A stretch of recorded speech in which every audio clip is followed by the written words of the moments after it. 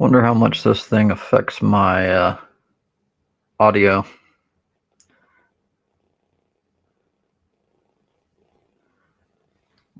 What are you purring for? You little purr box.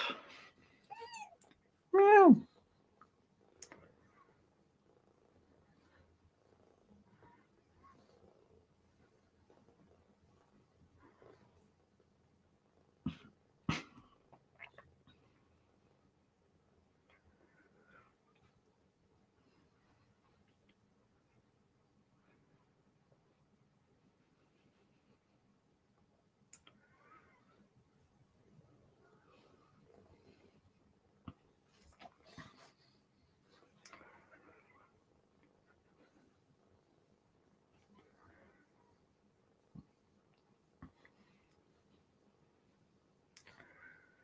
I would expect that some people won't be available because it's Halloween, especially if they have children.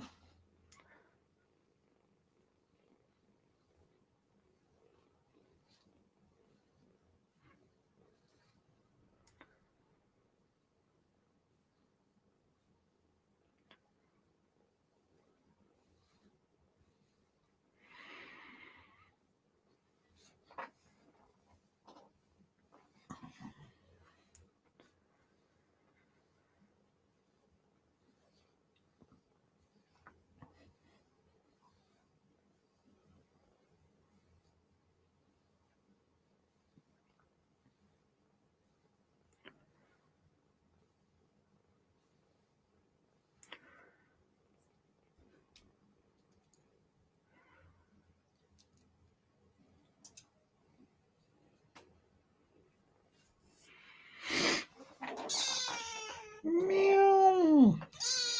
Meow. You little fluffer. Calm down, you little fluffer. You little fluffer.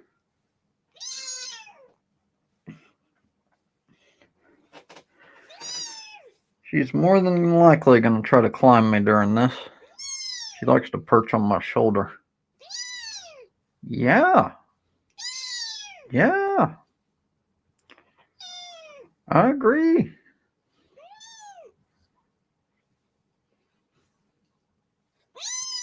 Meow. Meow, meow, meow. Meow, meow, meow.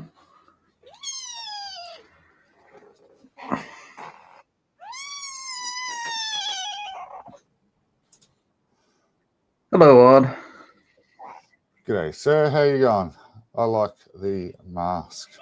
Thank you. Does it make it hard to hear me? No, not at all. Not Okay, in the awesome. slightest. That's fine. Awesome. I'm amazed I'm the only one here. I was dribbling on Andy's stream for a bit longer. Where are we? I assume that it's going to be less than usual because it's Halloween. Oh, but Halloween. I don't know for fair sure. Hey, I made my first jack-o'-lantern by myself last night, put a candle in it, and we don't really do much Halloween here in Australia, but the kids like it, and I had fun, and I looked really fucking great in the dark, so it was, pretty happy. Yeah. That's I awesome. look good in the dark as well. Oh, wait, we got Andy coming up too.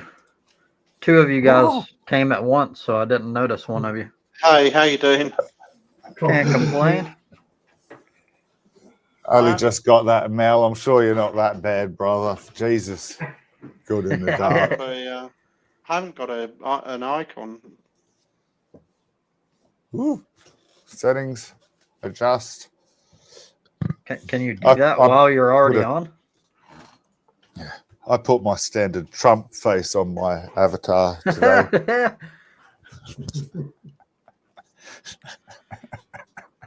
That's pretty spot on.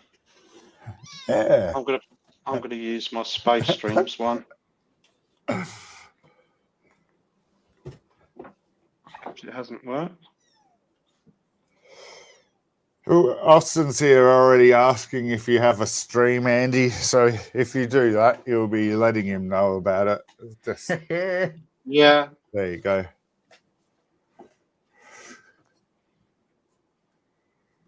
Austin,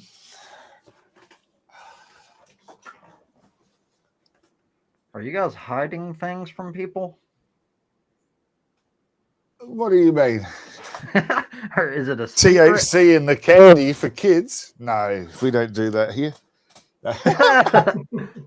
Okay, Trob. So I've got to ask you, what's with the mask? It's Halloween. That's really all there is to it. What, you've taken it off? I probably will here in a moment. Oh, I thought you had. Why is it not showing my avatar? I don't understand. I don't know. I just keep mine the same as always, so I don't know how to change it Yeah. or if you can do it while you're on the stream itself, or you have to leave, do it, and then come back. I don't know any of that. Odd, isn't it? A male dominatrix. Oh, it doesn't matter. I'll just leave it. It's Melody. supposedly there, but it's not there. Oh, yeah, have you pressed your 3 buttons on your box Yeah, I've done underneath it. the screen? Yeah. Ah, there you go. I put an icon in there, and I've done it. Have you it's just got not a showing. set to what do you call it? That green screen background option. So it's doing that instead. Fuck, I don't know what it's called. Where are we? You know, like when you turn your camera on. Have you got your camera on but it's your I green know, I got screen? my camera off. Yeah. Oh, Okay. it might be a setting on your side, Trobs. You might have a setting there somewhere if their camera's not on to show their avatar instead. Hold on. Is it something like that, perhaps? I'm not sure. Mine has an edit avatar and name and stuff, but that's only for me. I don't know if. Yeah. How do I access anything for other people? No, me. It would be in the StreamYard. I just seem to remember seeing a setting like that. If they haven't got their camera on, it can show the avatar instead. I think. Mhm. I can't put Yeah, the camera but on. to my people knowledge, Yeah. to my knowledge, It's you not have to anymore. choose that. I can't put the camera Anyway. on. People, they just had food. I don't see anything to what No, you're don't talking worry. It about. doesn't. It's not important anyway, really. But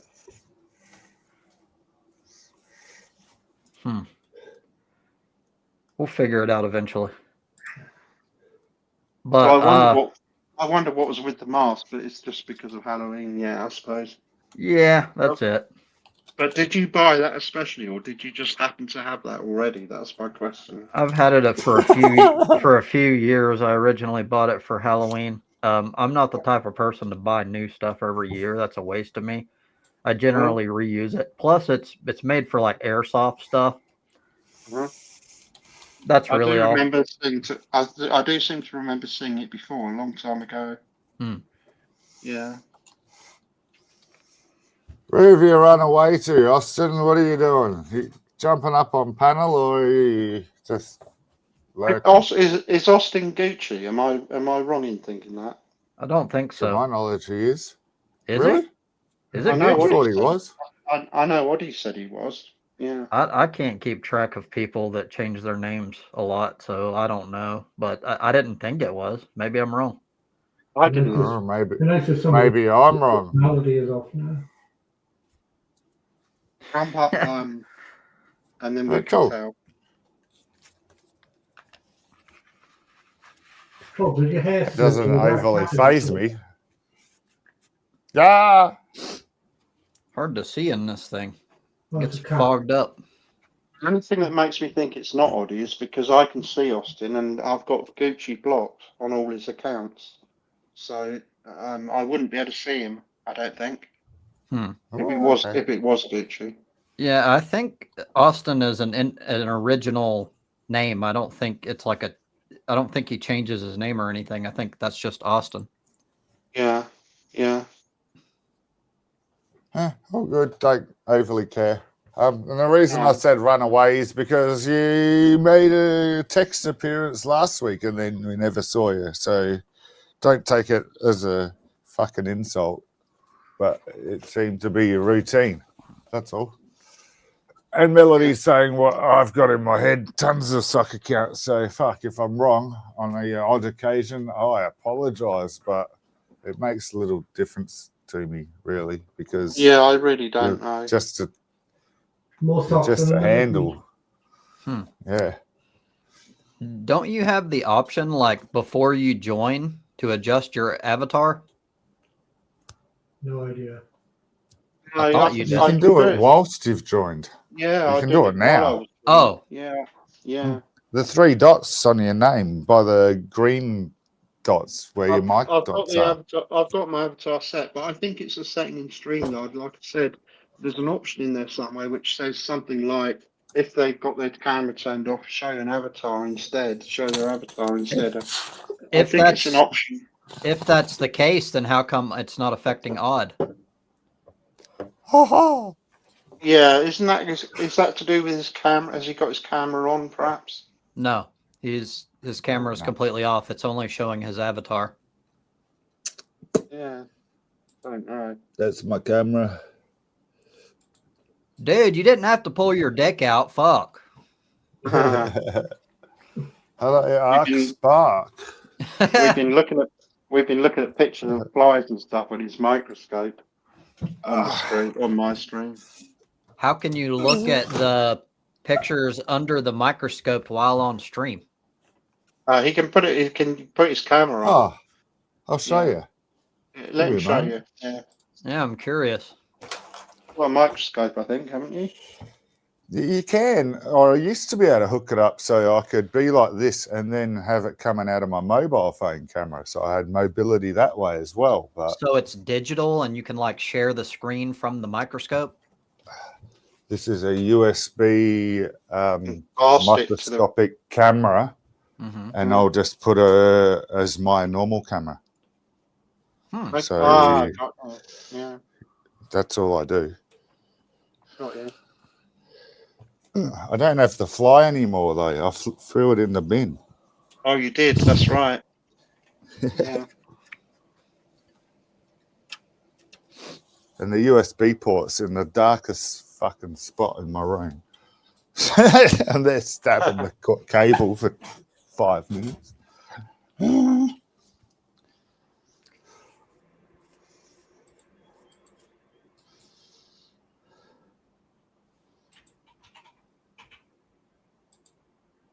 What's the topic today? Any topics you got lined up? Not today. Today it's completely unstructured. I typically do unstructured. I don't know. It works better in my opinion, unless there's something that a lot of people really want to discuss, which doesn't happen that often. I was going to ask you something about the stream before. Okay. About work ethic. Okay. And you were saying that it's not worth this. Well, in specific cases. So it wasn't a broad catch-all. It was like specific to you. I believe work ethic should include or at least be factored in like how much you're paid. And so my main reason for saying what I said is maybe it's the South, maybe it's normal, I don't know. But I'm surrounded by people who have this hardcore mentality that like you work hard no matter what. And that hurts you. That's not smart. Yeah. And that's why wealthy people take advantage of so many people, and they don't have to pay them because they're going to do it regardless. Hurts you in what way, Trobs? Huh? Hurts you in what way? Financially, because if they can get away with paying you next to nothing, they're going to. So if you don't stand up and have like a certain level of conscientiousness, you're going to get screwed. And too many people I see get screwed because they have that personal, hardcore, work hard no matter what mentality. So, and again, there's nothing wrong with working hard. It's just I think that you should include that as part of it, like your pay and whether or not you feel that it's like adequate or fair. Damn, that's pretty cool, Odd.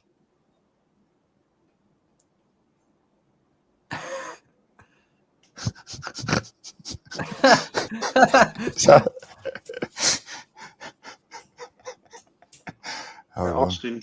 Austin saying Oklahoma.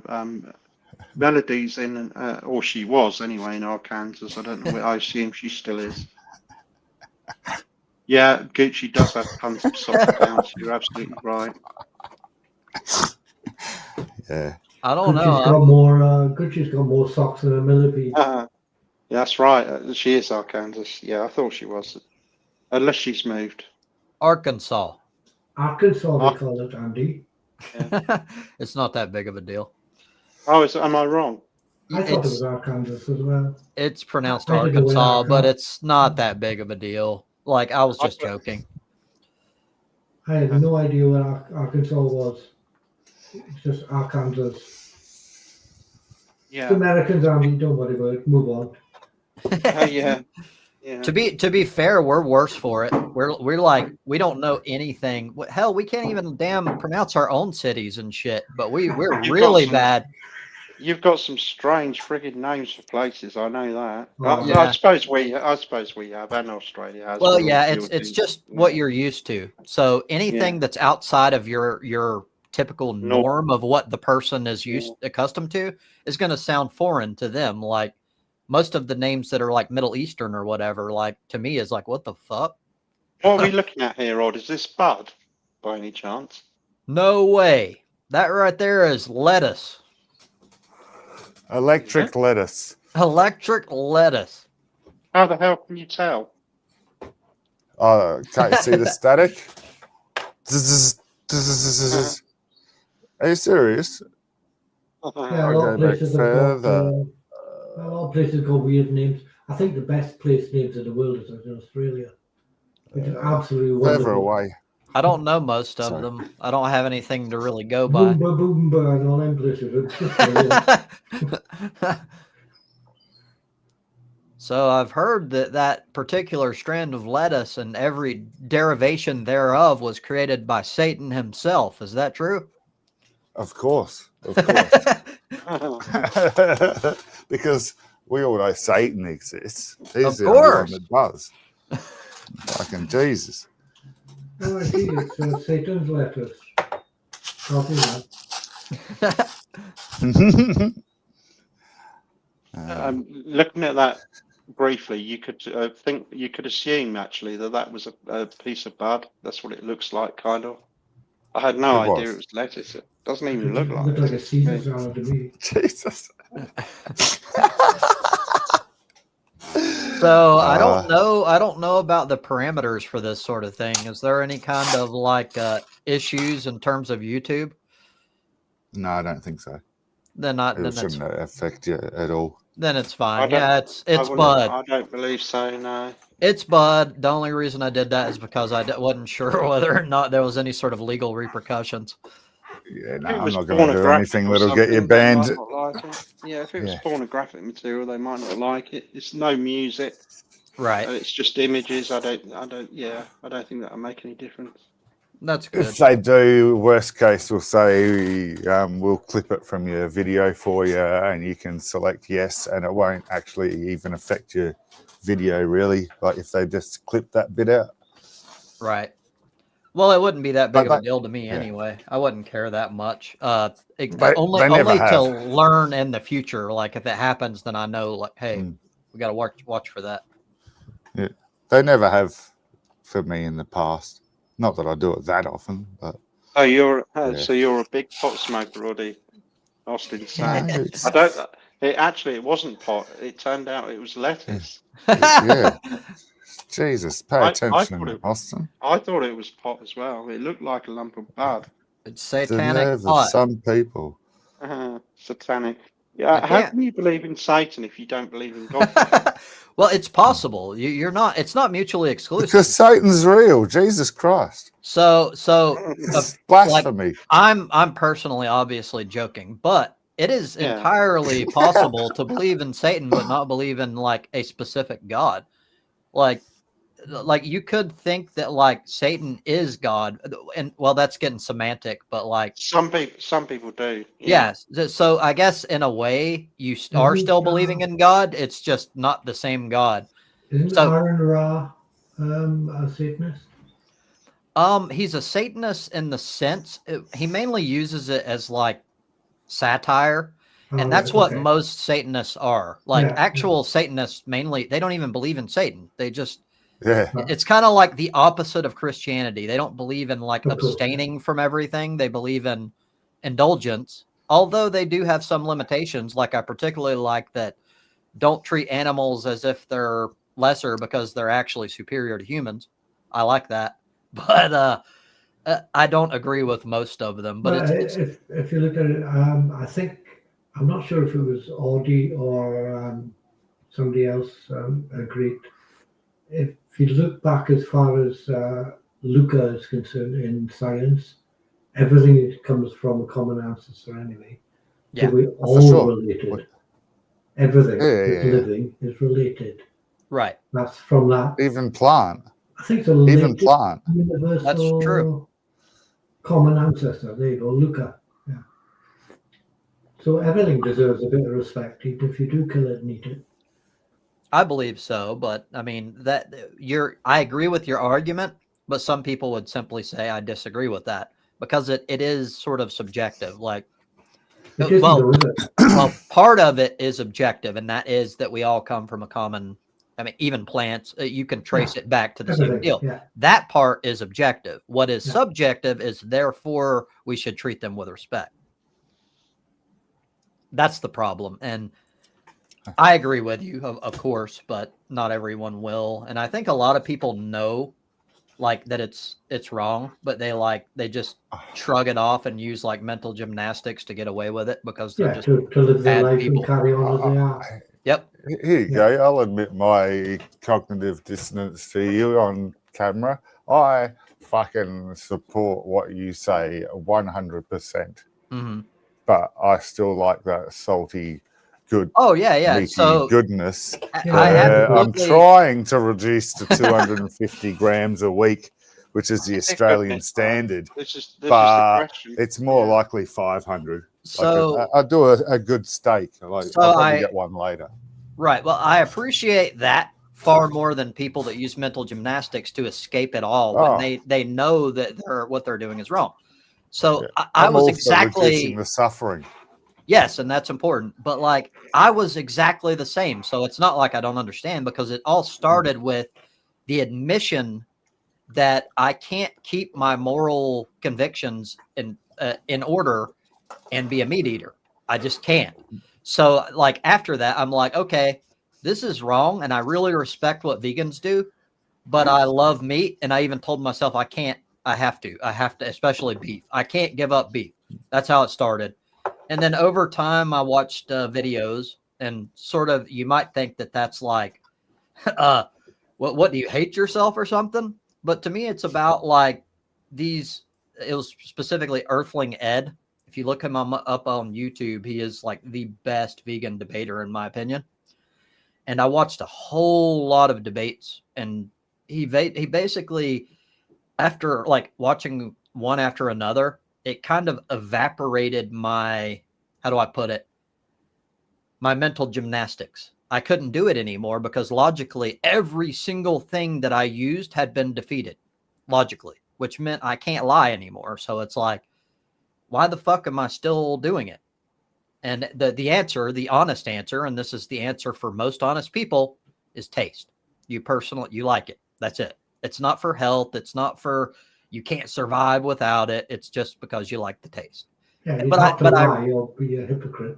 Yes. But I respect people. It's far better than just being a liar to at least admit like, yes, to me, there's moral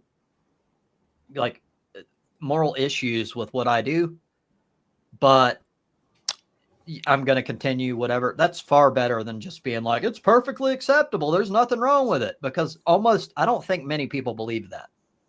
I have a problem with saying that you respect something and then you eat it. Well, that's not really demonstrating respect. I agree with you. You can respect the species and not fucking bludgeon it to kill it inhumanely and cause it suffering. You could do it. There is actually like a non-mass producing farm human more human way or humane way. Sorry, There is. to So I butcher do an animal. believe that we shouldn't look at things in terms of black and white, because everything is complicated when you get down to it. So there are levels, in my view, of being humane. And The like, bonus with cows was because we can milk them. We can get a year's worth of nutrient out of them over a year and still have the cow left. Whereas beforehand, we'd have to kill the cattle to get the nutrient, and then you wouldn't have cattle But to if we didn't replace take, the one that you ate. right. if we Like didn't the take cow with the milk cattle, meant that we could still have the cow each year round. if we That's didn't the take the milk essence from of it. the cattle would die. Yeah. That's because of the way they were selectively bred, though, Mal. I'm sure they only ever originally made enough for their Yes, sir. calves. Yeah, but now they can live now. I And- understand what you're saying. Now we can't just change. We have to like eradicate to make it no longer a thing after we stop it from being a desire.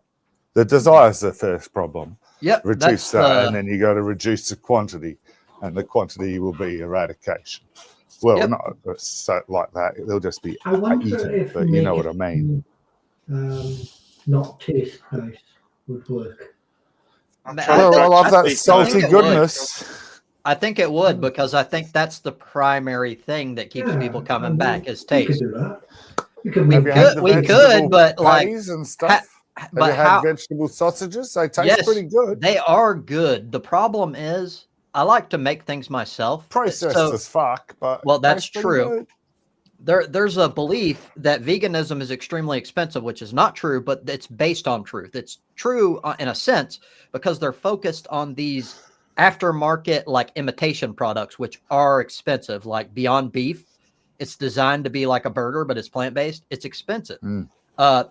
There's a lot of That's only things 'cause it's like new. that, but you don't. Well, it's not just that. It requires more processing and more. They have to do more to it than just like say putting some dry beans in a freaking crock pot for a few hours. You know, that's nothing. Yeah, you're doing that But yourself. with more demand, we'll create more research to create better methods, which will reduce that as an excuse, for want of a better word. Absolutely. And we're already seeing that. There's companies popping up all over the United States. Like one is creating a type of cheese that's almost identical, and I can't remember how they do it. Some sort of foam stuff, but it's really promising. And they've already done cheese, in my opinion, is the hardest thing. Everything else I think we've pretty much nailed, other than it's expensive. Cheese is the hardest thing to mimic. It's like we've done pretty good, but a lot of people are still like not satisfied with what we're able to get with cheese. My kid hates cheese, but she'll have cheese on a pizza. She'll have cheese if I I slip it in her foods. Like there's certain cheese that, she sort of has to have in her meal, but didn't know that it was there, and now she knows that it's there. It's like, Right. well, that's all right then. But every other version, all the kids what do you call it, cheese sticks and shit like that. No. But from a fish and chip shop, she'll have a deep fried mozzarella stick. It Maybe doesn't have it's, cheese in the name, but it it's flat texture? out cheese. So I is don't know. it I a texture don't know issue? at all. Because that's pretty common. It's common for people to dislike something only because of the texture. Maybe, because she seems to like these mozzarella sticks, so she likes the hot cheese melted texture. But I'm not sure. But dude. she's young. It's good. She'll change, I'm sure, over time. Well, if she doesn't, she doesn't. But cheese is good. I love it. Well, to be honest, like I'm not one of those people that try to change shit or lie after the fact. Taste was never a part of it. In fact, I don't just I love meat. I love milk. I love cheese. That's not why I quit. And yes, it sucks. But I will say, with my experiments, and I'm still learning, I've been able to mimic almost everything, like pretty close, like chili, freaking, like even hamburger meat, chicken meat. I've gotten pretty close. And so the emotional aspect of the nostalgia of what you used to eat, like for me, freaking like hot dogs, all sorts of different things like beef patties, things like that. Like you can, even if you don't spend a ton of money, if you're willing to put in a little bit of effort, you can do it yourself, and it's really not that hard. I tend to eat to stay alive because I live on the streets. Probably that might come from there, but I tend to eat basically. I'm not really fussed on. I don't know what most foods are. People mention them. Oh, I made this today. I made that. I never heard of it. I really don't care. I just Right. keep going, plod along, eat some food, stay alive. Right. I'm never ever. I don't think I've sat and watched a cooking program apart from one because the Right. chef on it's gorgeous. But apart from that, I wouldn't. I don't give a shit about Fair. cooking. There's cooking programs everywhere. Who cares? Eat the bloody food, but it's not pouncing about. You know, I really don't get it. You know, I'll eat porridge. I don't care. So I like it as like a sort of art form. I don't really watch cooking stuff very frequently, very rarely, in fact. I like to play with it. I look at it as science, sort of. Like I like to experiment with my food. And you'll learn as you do this and you get better and better at it as time goes on, you're able to just think of things like random mixtures and you'll just know like that's going to taste good. And you'll be pretty good at doing that over time. So I like to I used to actually put up videos when I was T. Roberts Design and had like an entire like section of just like my weird ass concoctions. And by the way, some of them were really terrible, particularly one that I did with fish. It was like the most nastiest thing I've ever made. But most of the time it turned out pretty good. And it was just some crazy shit that you just don't hear about. And I love doing that. I like to play. I'm a play with your food type of guy.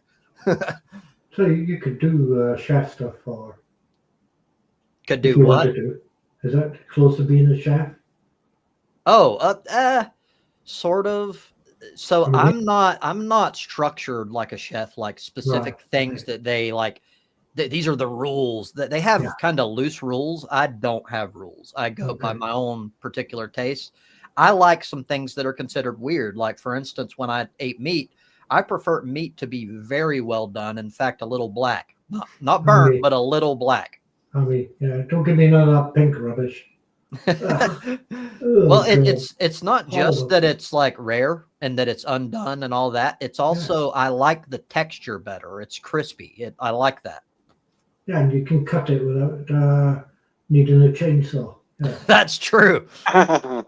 Very true. But I respect people that like their food rare. I mean, it's as long as it's cooked properly, it's safe. It's weird. You can still hear me. I think you can. Yeah.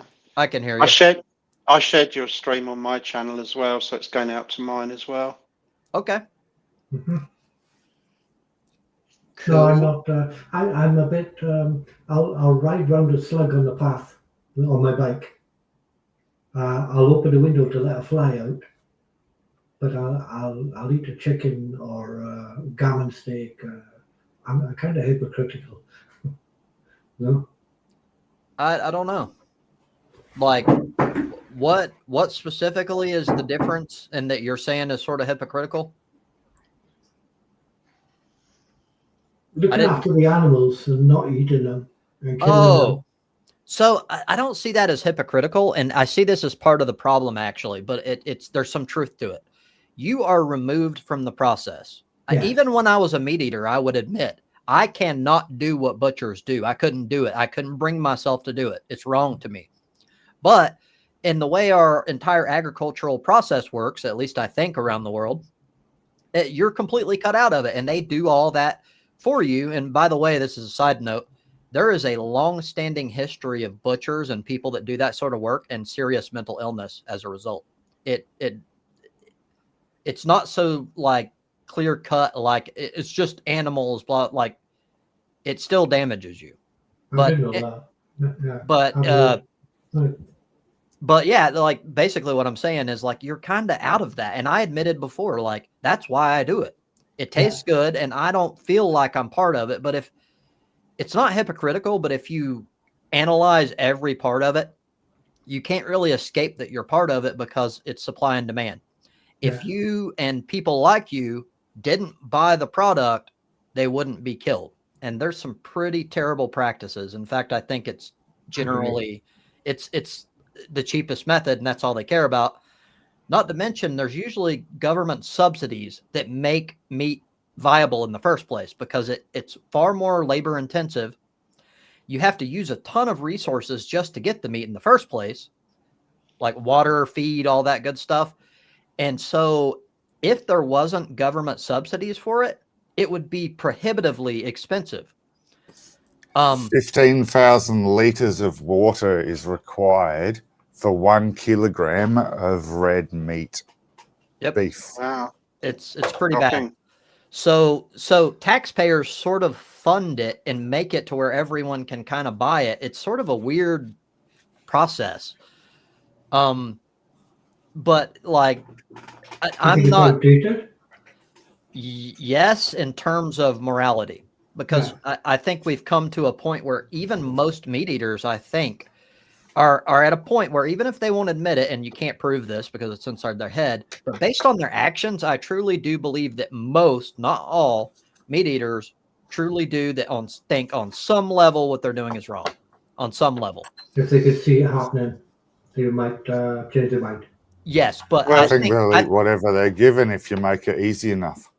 Like every I other always say, fucking though, human now, action. if you wanted to eat, there's also if you had to kill the cow to eat a burger at McDonald's, would you eat a burger at McDonald's? Probably not. I wouldn't, and Probably that would solve it. Pig. But I had an issue taking a fish hook out of a fish's mouth for the first time last summer when I learned myself how to go fishing and taught my daughter how to do it. And it was like, oh, now I've caught one. What the fuck do I do? This is pretty brutal. And I had to be pretty brutal because I couldn't leave it attached, could I? So some people look at as that is less than animals, and I disagree because to me it's worse in certain ways because fish come out. And again, this myth that they're stupid is not true. And like the 3-second goldfish memory myth is not true. That's not true. So, a forest on fire can signify to the other side of the forest that it's on fire by chemical exchange via its root system. Now, that still isn't consciousness and fucking blah, blah, blah, because there's no like neuro fucking system within there. You know, there's no way to register that as an individual. But that's still pretty fucking cool, isn't it? It is cool. A holly tree getting its leaves eaten will grow spikes. Yeah. It's chemical recognition and transfer and then adaptation from a signal from the chemical response. You know what I find really freaky about trees is if I said to you that a tree can make something that's aerodynamic and can fly, you'd probably think I was insane. But trees actually do make things that are aerodynamic and can fly. The seeds, yes. Yeah. Those heli spiraling ones and shit like that. It is pretty amazing, but it is. So how can a tree make something that can fly? Where do you think our tech comes from? We mimic the things that we have observed, and a shitload of that comes from biology. Yep. Well, all of it does in the end. Like for instance, people talk about say that. People talk about synthetic stuff and how it's so bad. Even synthetic stuff starts as natural stuff because we can't just create shit out of nothing. Like, even if it's still have never made a stick in our lives as humans, right? But I'm not saying we don't create new stuff. My point is that new stuff is built with natural stuff. Like it has to be. Otherwise, you'd start with nothing and produce something. You produce a polyester shirt from nothing, magically. Yeah, that's the point I'm making, basically. Because a lot of people, it's crazy to me. Like, I guess they don't think about it. They think, like, all this shit is just. It is true that synthetic stuff tends to be, on average, a little bit more dangerous because they just don't give a shit. Like synthetic, like drugs and stuff, for example. But I don't like this belief that it's an automatic catch-all, like this big generalization that if it's created by man, it's bad. That's not true. That's just everything not true. Man does is natural. I mean, we are of nature. True. But I think part of the problem with the food thing is like hyper processed food and stuff like that, because it's really bad for you because of all the additives, the way it's made, etc., etc., etc. Well, if you think about it, like we're all natural, we're all from nature, this and that and the other, but we can't do what we used to do. We have There to are have different our food levels of processed. process, though. You know, We like can't if run you buy around chopped and vegetables, we that's can't considered run around processed. and rip the leg That's off a true. lamb and eat it. We Well, can't do that. canning We and haven't got salting meat goes back the jaws. thousands of years. And that is processing. You're right. And that's something a lot of people don't understand. They think processing bad. Cutting green beans is processing. Like Yeah. almost any change to an existing product is processing. And just being processed is not inherently bad. That's just wrong. Hey, but adding salt is a slightly more negative or more well, whatever the word is, you know, that's a more detrimental level of processing rather Yeah. than just chopping. It But That's then true. again, chopping and waiting a few days and then going off quicker or something may be worse for you. So Well, there's yeah, a affects the speech perspective issue process, as doesn't well. it? Salt was always Yeah, used to take the or- moisture out. You got to get rid of the moisture, it'll rot. So I mean, salted meat Yeah. goes back way back. Mm. I was trying to That's find how they out got across what the oceans. the most put in additives thing is in processed food and things like that. I thought it was sugar or salt.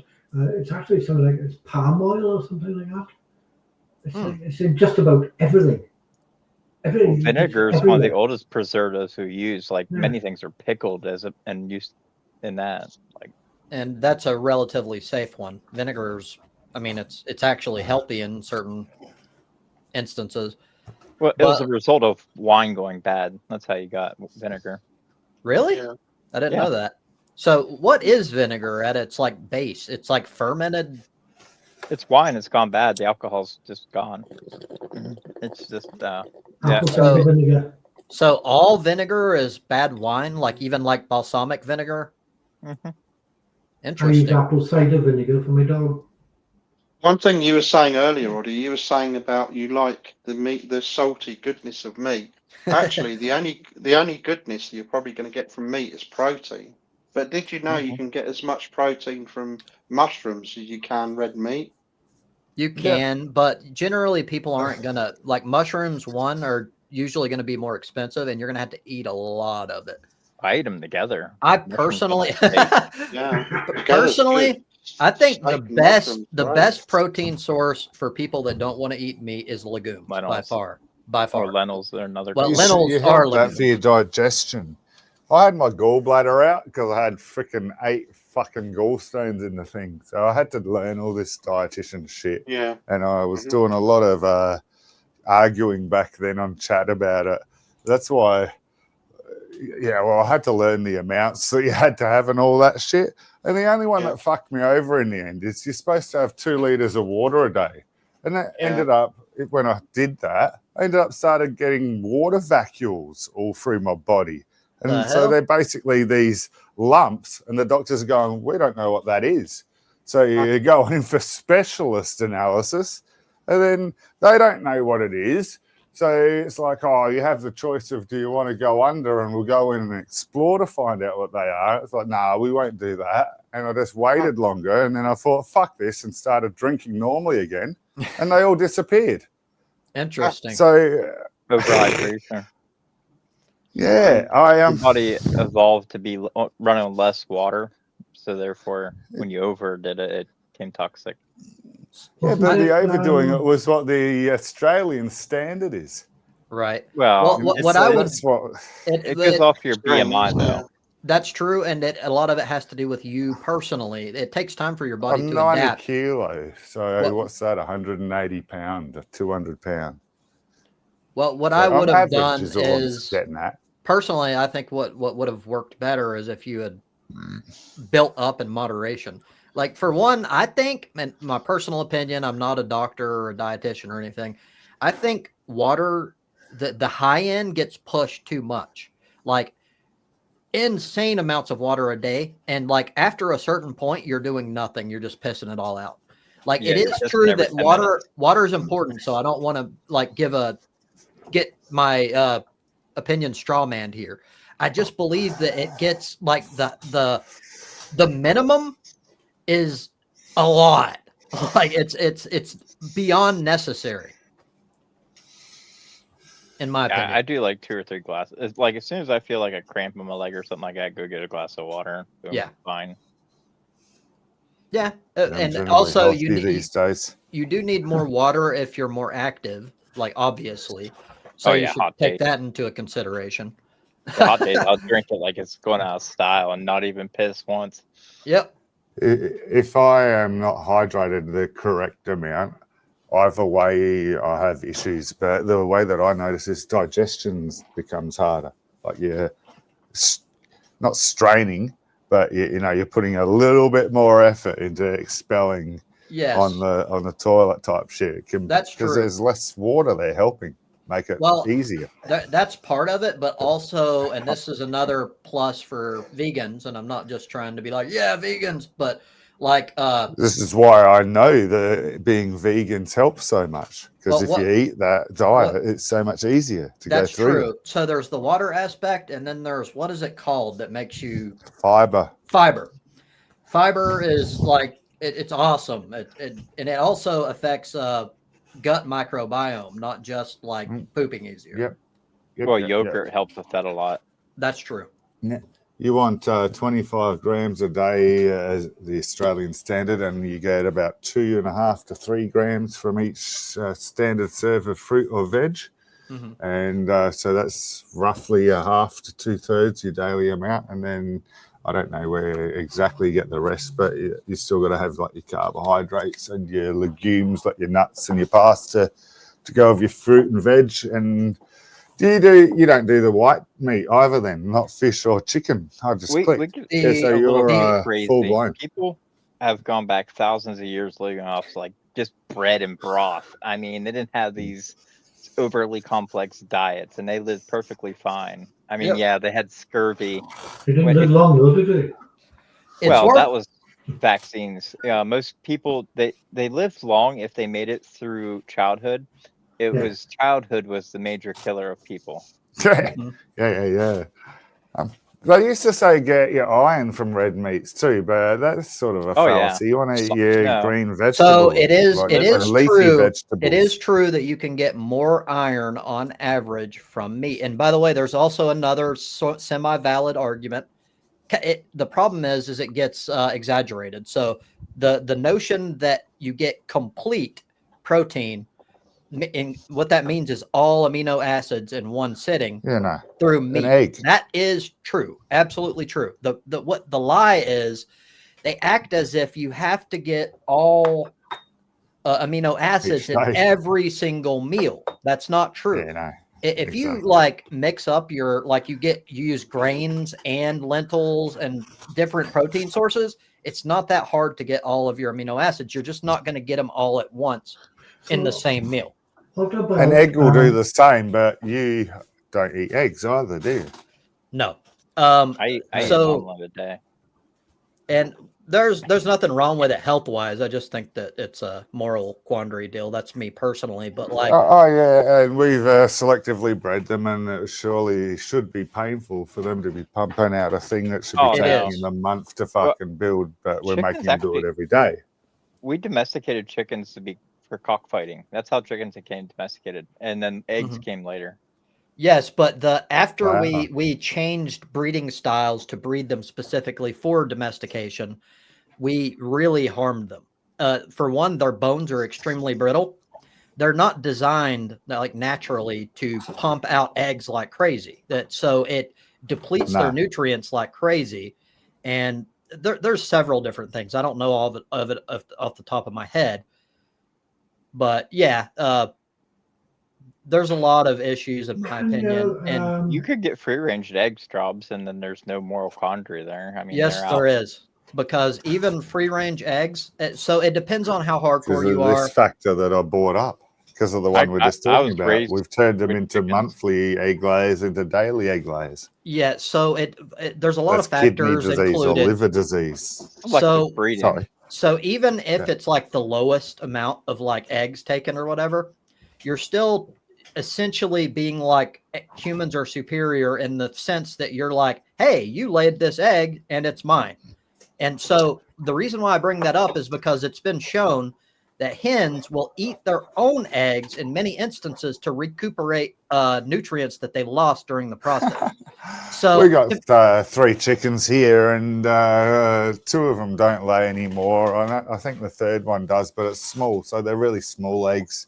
That's on Mum and Dingo's side, and so they don't lay eggs. So I've been feeding these fucking things for 2 years now, but they're really fun. And the little bastards had mites recently, and I had fucking mite bites on me, and that was a cunt to deal with. But they're really fun, and I'm not kidding. Hey, they eat all our waste food and shit. It's great.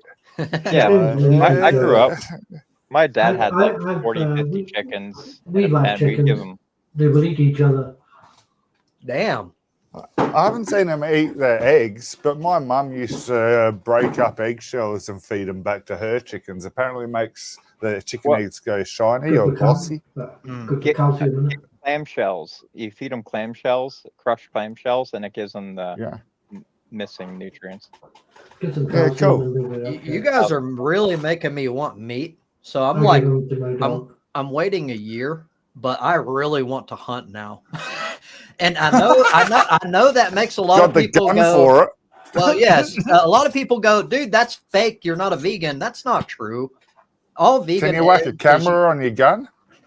I could, but it would cost money. It would cost a lot of money because the camera would have to be able to handle that sort of velocity.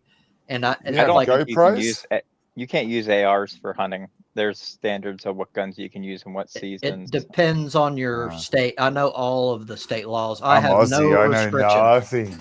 I could use almost anything you can think of to hunt with. I don't mean like a slow fucking frame by frame, Trobes, like a GoPro or whatever. Like on, I would see your target go splat. I might do that, but so I'm not ready for that. In my opinion, that's something that a seasoned hunter would do because they've already got their basics down. That'd be fucking cool to see from my perspective because I just don't see it. I wouldn't do that, but what I would do is kind of go through the basics of like how I'm setting up and what I'm planning on doing and stuff like that.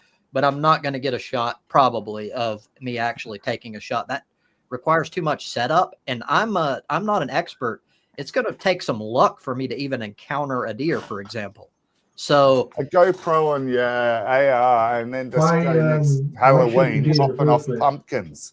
That'd be fucking awesome. You'll hit a deer more likely than shoot one. Say that again.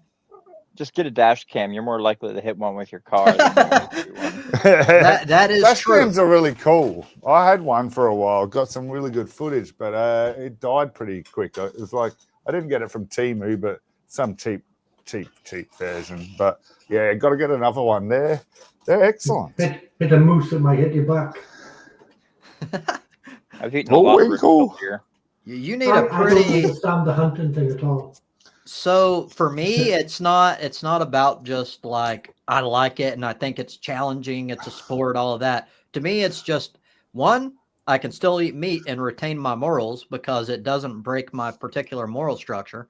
Because, well, the reason why is because, in my opinion, and I can back some of this with evidence, deer specifically are so overpopulated because their natural predators are now gone, mainly wolves and mountain lions because of humans, that they destroy the ecosystem. And in fact, if we left them alone, fawns and especially would die repeatedly due to not having enough food to eat. So in my view, I'm actually doing a service to the ecosystem. And I think I've heard you say something similar. Yeah. I would watch where that data's coming from because the insurance companies, they're the ones pushing to get the deer killed down. Mm-hmm. I was being more general. I don't know. So I will not hunt in general. It what has about, to be people going hunting for deer, like you say, because they're overpopulated, they need culling and things like that, and you've got amateurs going after them. You just shoot them with a bow and arrow in the leg and they run around for 3 months. No, Now that is That's fucked up, rare. and that's all about being humane. And there Well, are it's still being certain, professional, isn't it? Surely, and being a good young trained people are shot. usually trained by the elders. Like my son went with his grandfather. Like usually I was always with my dad or somebody. Like you get trained how to hunt. You don't just go out and start hunting. right. And I'm learning that now. That's specifically why I decided I'm going to wait a year, because I could go hunting in like the next 2 weeks or so when season opens. Well, you need a hunter safety course too. You I need know. to get a card I know. before you can even buy a license. I've got to do all that stuff. But the point is I was going to go ahead. That course is going to be nothing because I'm not trying to brag, but I'm analytical in nature. I'm going to Well, I ace got that. mine when I But was 12. right. It's easy. But that's the point. I know I'm going to pass it. So I could easily get through that and do it this year. I decided to wait a year so I have more time to learn, watch videos, learn about rubs and like how to note like tracks and stuff. And also the most important is like the humane approach. And I'm not going to take a shot unless I know I can hit a vital area that's going to take it down in a very humane way. Yeah, just behind the front leg, right in the heart. You gotta get them right there. And Well, the heart yes, it's probably the easiest, but it's very difficult because deer have insanely tiny hearts. So a lot of people go for like a range, like a circular. There's like 3 points that are popular. One is around the heart, but also includes the lungs. One is further into the lungs, but like up a little bit. And the other, I can't remember exactly. I don't have the diagram in front of me, but they're the most popular areas. But the problem is you can't have like a pinpoint because all it takes, it's pretty common for deer to, I don't know what they call it, but at a gunshot, they're so alert, it can cause them to push down. Yes, that they'll go down, and that will screw up your aim, and they can do it in a split second. So you want to have like a sort of, in my opinion, you want to have a sort of larger range rather than one tiny point because you're going to have a hard time hitting it. Well, if you hit them in the lungs, you're going to be chasing that deer through the woods for miles. That's true. I'm a bit confused because I don't do this hunting stuff. I can shoot pretty well. My father was a marksman, so he taught. But all this deer are overpopulated, the ruining this, ruining that. First thing is probably people caused that in the first place.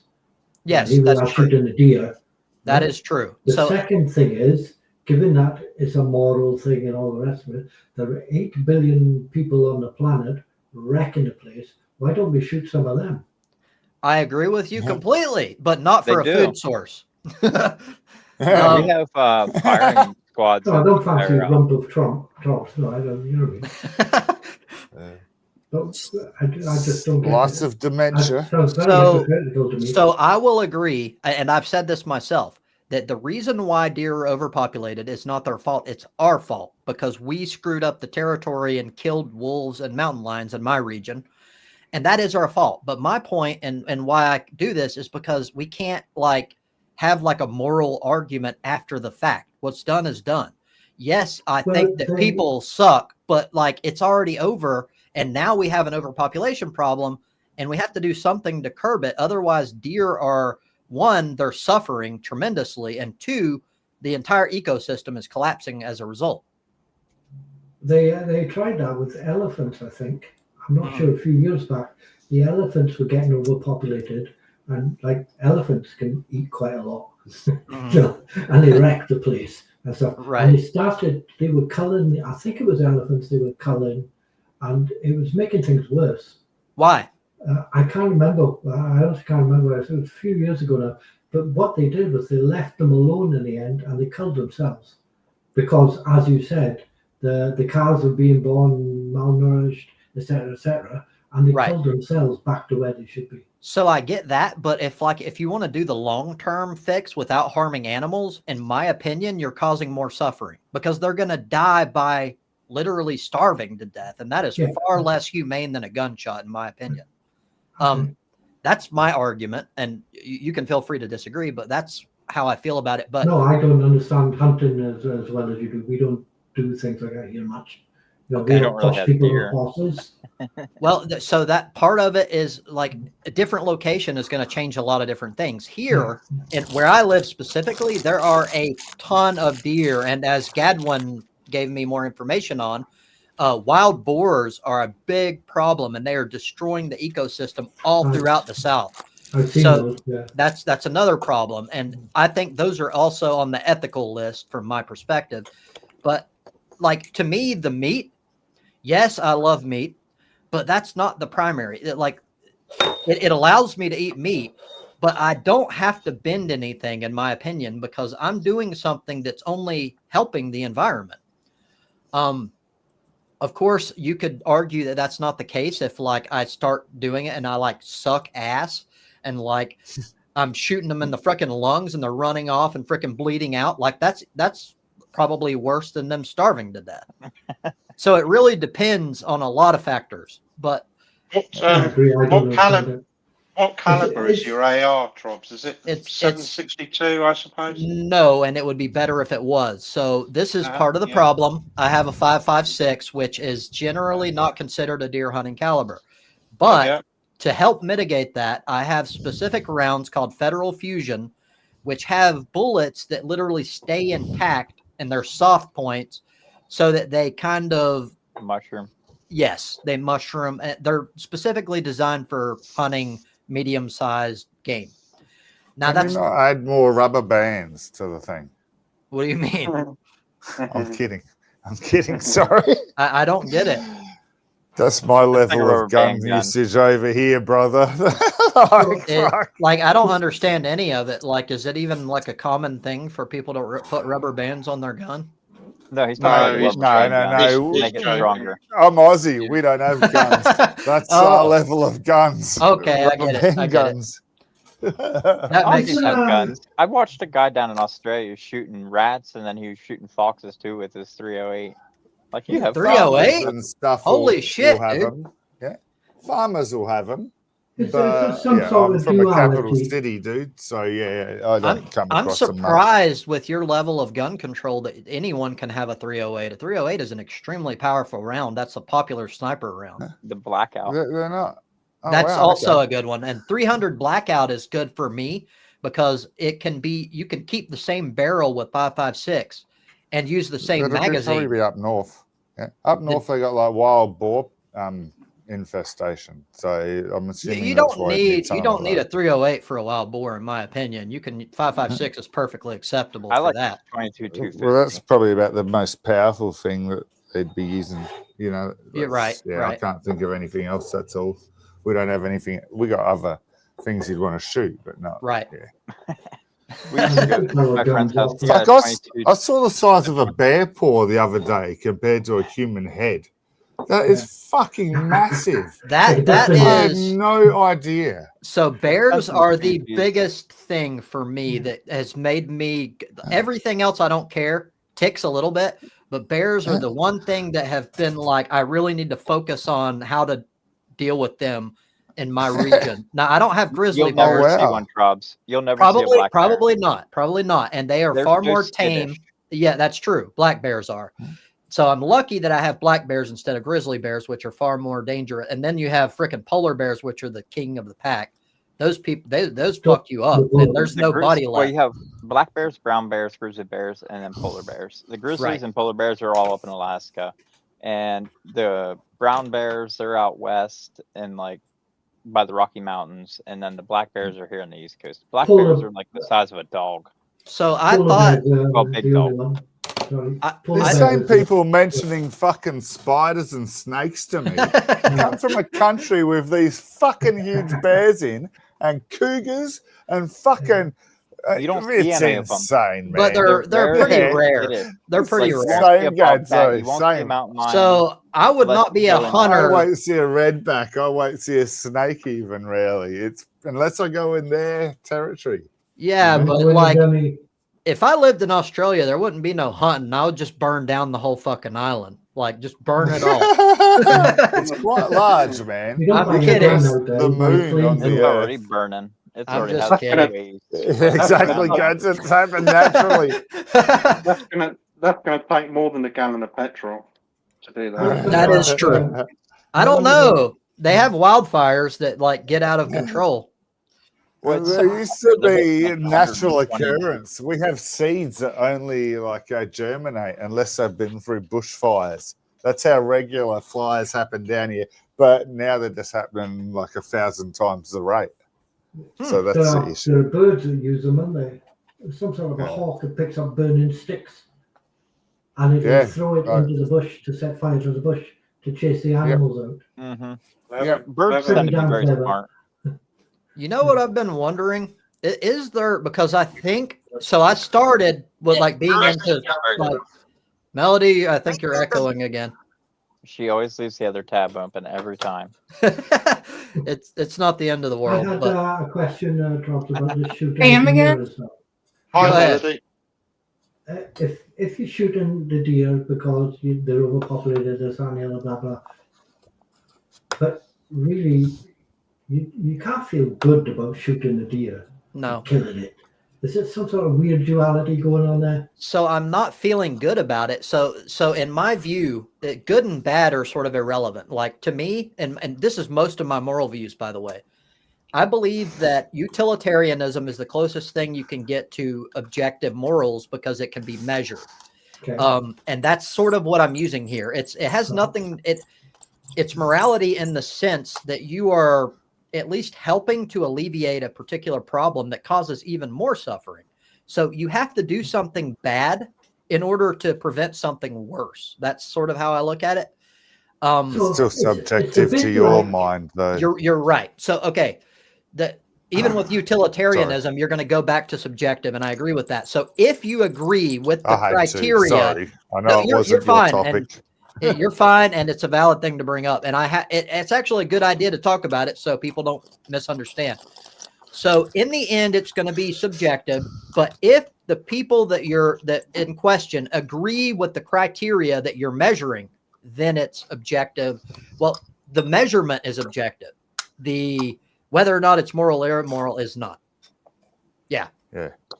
Okay. Yeah, fair Be answer. prepared to yourself with the fact when you go hunting that sooner or later, and especially in the early days when you're still learning how to hunt, that you're going to seriously injure an animal Well, rather you than can- kill it. And That's a possibility, but the percentage chance of that happening can vastly be negated through proper training and just learning, education. Yeah. So That's it what I'm saying, like yeah. I think that the chances that I'm going to just seriously injure an animal and then like lose it and it's going to run off and I'm like causing Yeah. serious undue harm is very slim, considering I'm giving myself an entire year to talk with experts that I personally know and Mhm. to train and all that good stuff. I think that like that's a very tiny possibility.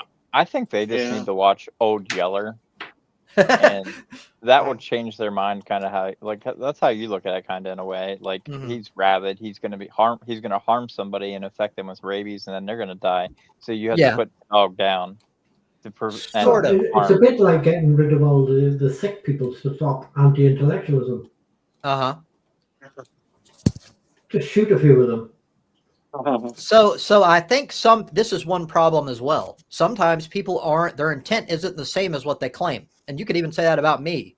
Personally, I'm being honest, but you could easily say that a person that says exactly what I said as my reasoning for hunting is a bullshit excuse so that they can be considered socially acceptable for doing what they really want, and that is to kill shit. Yeah, because they're better than the animals. Yes, and that's entirely possible, and that's a problem. I admit it.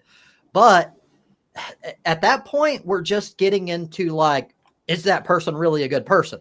But the action, the end goal is still the same. You're reducing, even if their intentions are bad, they're reducing potential harm in a utilitarian perspective in the environment. So I guess you could, the argument would be, is that person good?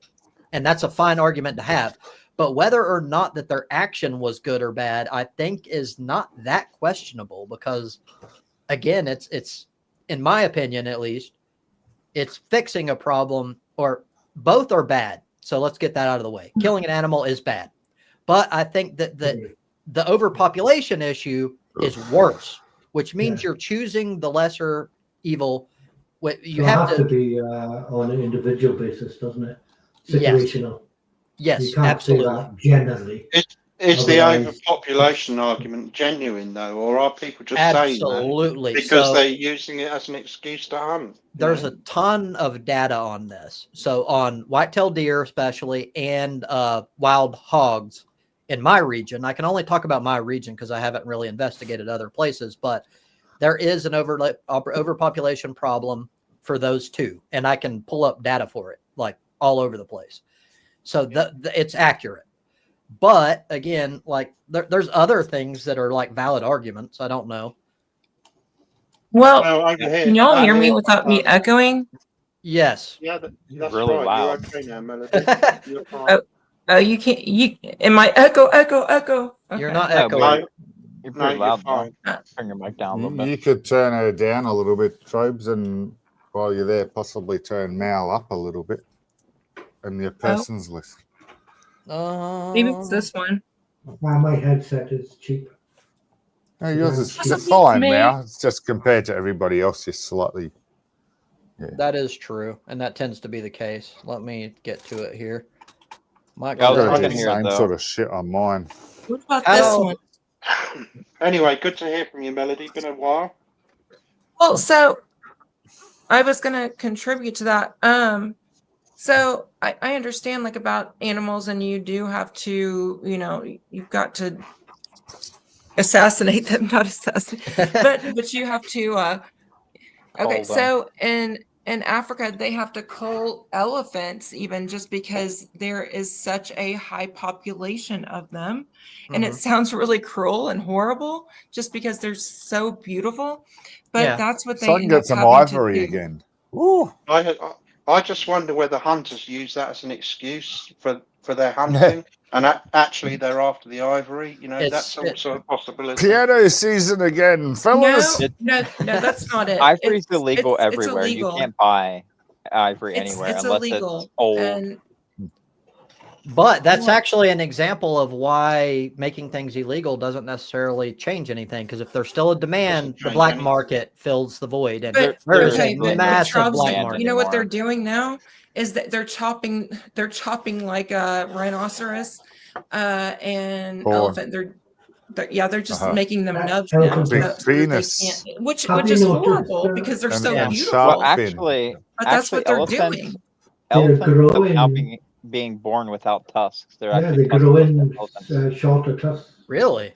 Yeah, because hunters always went after the biggest ones that had the biggest tusks. So by killing those ones off, you killed off their genetics. That makes So sense. therefore, Yeah. they're not getting passed. It's only Yeah, the yeah, smaller yeah. ones that got the pass on. It's the same with deer here in America. People always go after the biggest rack, and by killing all the biggest deer, you actually kill those genetics Make off, smaller. and now you're getting smaller deer with smaller racks. That makes sense. I hadn't thought Yeah, about No, that. makes sense. absolutely. Fishing's the same way. People go after the biggest fish, and then you take that out of the gene pool, and then therefore the smaller ones go in, and then Yeah, we get a big cod these days, and it's like, what is that? It's like a baby. Yeah. There aren't any big ones. Salmon, same. they targeted all the biggest, and now those are removed from the gene pool, and now all we have is Can't even- meaty. You can't even bring like ivory into the country, like into any country anymore. Like you Yeah, can't it's sell banned it unless it's everywhere. on the black. Yeah, unless it's like on the black market. But the only people who are buying it are like rich people, which I mean, there isn't that many of them. Yeah, There's only like a it's- couple thousand rich, like super wealthy people in the world. Mhm. They're buying enough to wipe out the rhinoceros, though, aren't they? That's one of my favorite Yeah, animals, the white rhino. There's only a couple of them left. There's only a couple left. Yeah, there's the white and there's the black one. I don't remember. Yeah, I don't remember which one is more. They have more. I mean, but they're both like pretty close to extinction. There They're is gonna one still be animal around. we're I'd trying say to a protect. couple left is pretty fucking close to extinction, dude. Yeah, they're Fucking basically oath. Panda They're bears are basically so gone. stupid. They should actually go extinct just because of how stupid of an animal they are. Ah, Protect them I fairly. fucking there's- agree. Thousands of them. There's not like a small population of panda Are we bears. talking about MAGA? You make everything fucking right for pandas, and you give them their fucking moment on their 2 minutes of fucking year to propagate their species, and they just sit there chewing bamboo at each other.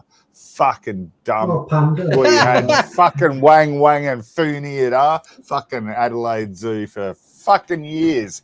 Every fucking time it's a fucking big deal. Okay. Fucking crowds crew together to fucking have a look at this fucking panda do exactly the same fucking thing it was fucking doing fucking months ago.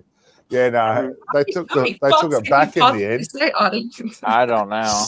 Stupid So- fucking panda fucks. It was so- just a merchandise selling Well, fucking thing. That may So be many true. fluffy toys. Yeah. That may be Sorry, true, guys. but I personally don't. I don't include intelligence and value for animals. I don't care how stupid they are. Really. Without Like, human, like even without Fair human enough, too. intervention, they were going to go extinct. Like without humans targeting them or anything, they were going to go extinct anyway. Like it now was, that's a fair point. Yeah, a did lot of you ever- animals would. But well, what are we doing? What makes us so There's arrogant? tons of animals that think are we about can to go interfere? extinct, and it has nothing to do with how smart they are. 99% of everything How is Going intelligent from already. they the are. Asian zoos I've It's- seen, it's it's probably because- just a but it's guy, because a of dog in a humans. They kill fucking them. costume anyway. 99% of all life that's been on Earth is extinct. We are the last. Sasquatch, I think, isn't it, Oddie? So, It's, what was it's that? because of humans, though. It's not necessarily Sasquatch, because I Melody, think. no, it's not because of Fucking humans. stupid. Dinosaurs did not go They had a extinct because of legit humans. tiger or Well, lion there, no, but Andy, and that's- it was that's a the Big dog in a Bang. costume, brother. No, It's a Melody, true the Big story. Bang was before the Earth ever existed. No, that's got nothing to do with it. Well, Most animals went no, they are extinct when humans were stupid. even here. And birds, Melody's got they a profile are picture as well. I'm jealous. I can't get mine to work. birds are actual. No, they're complete like Dinosaurs descendants were of wiped out dinosaurs. 66 million years ago because of an asteroid. It's called the KT event. It smashed in the KT Yucatan. event. Peninsula. Yeah, so that has nothing to do with them being stupid. They were very smart. I What didn't the say fuck are that. you I just talking said 99% of all life that was on Earth is extinct. Everything that's on Earth right now is 1% of everything that's ever lived on Yeah. Earth. about? Nothing Okay, to do with that. I must have. Okay, I didn't hear you clearly. Chicxulub, wasn't it? The KT extinction event, was it? Pardon?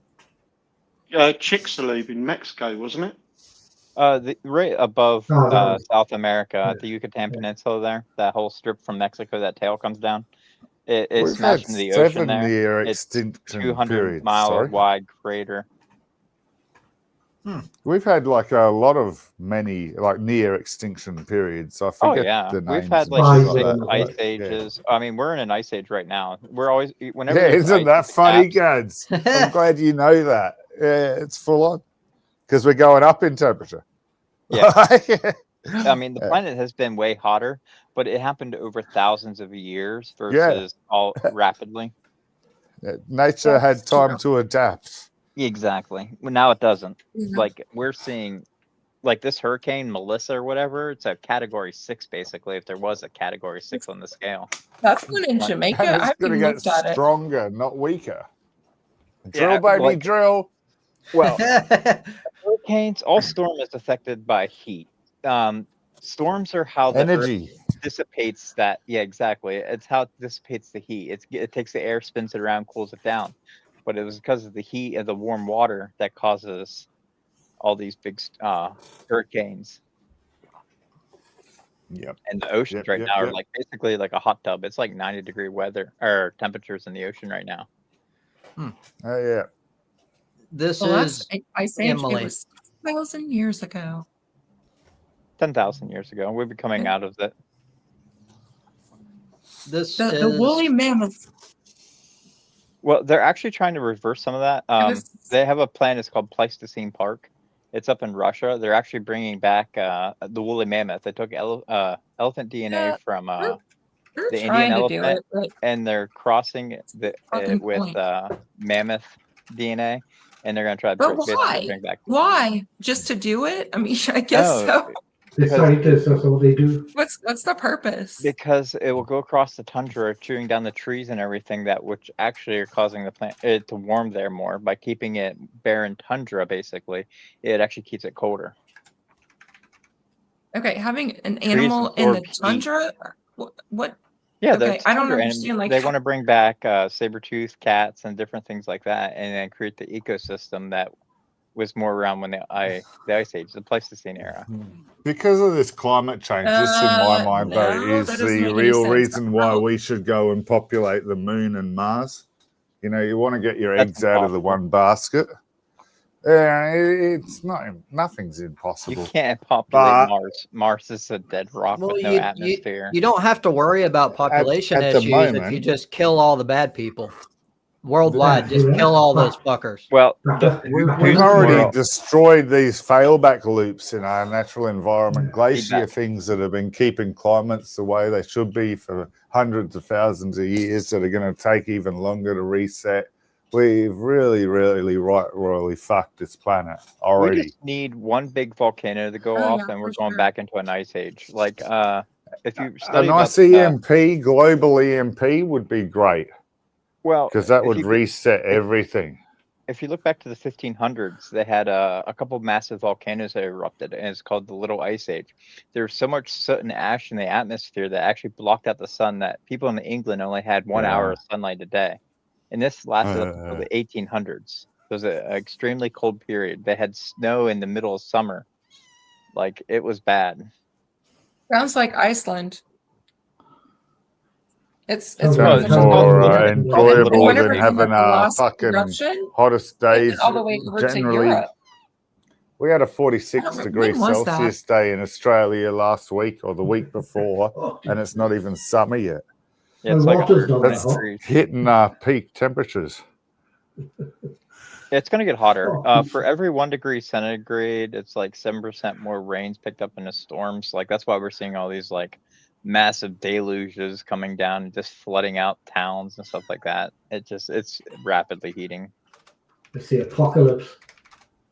Not apocalypse, but The apocalypse. We missed the rapture. I must have been asleep. I So- can hear you, little kitten. It's the Yeah. apocalypse. Oh,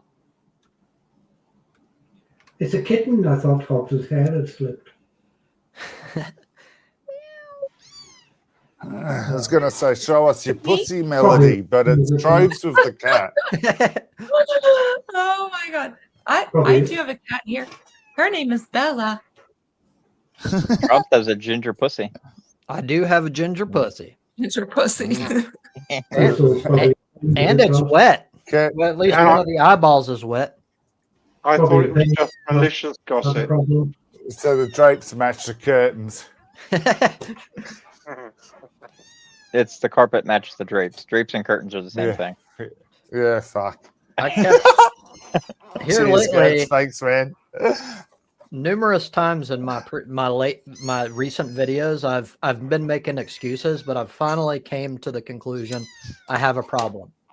I keep saying like, "Oh, I got to draw back a little bit," and I'm not obsessed. Well, I'm gonna take it all back. I'm obsessed. I am prepper. There's got to be a mental illness for this because I see it happen a lot, and now it's happening to me. I'm like in You're not prepper, doomsday prepping. not well, sort of like I He wants believe. the zombie apocalypse. Like Wow. I'm so prepper focused that I'm like buying fucking night vision. I'm burning up a ton of money. I'm buying like freaking camping freaking pots and pans and so much shit. I've got to stop.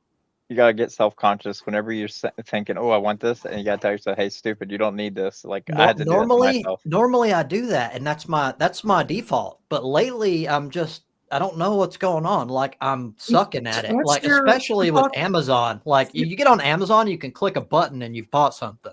It's like so easy. I have never bought anything off Mhm. Amazon. The only thing I've ever bought online was video games. Everything else I make myself go to the store for. That's Oh. useful. Do I've that bought and tons of stuff Temu. from Amazon.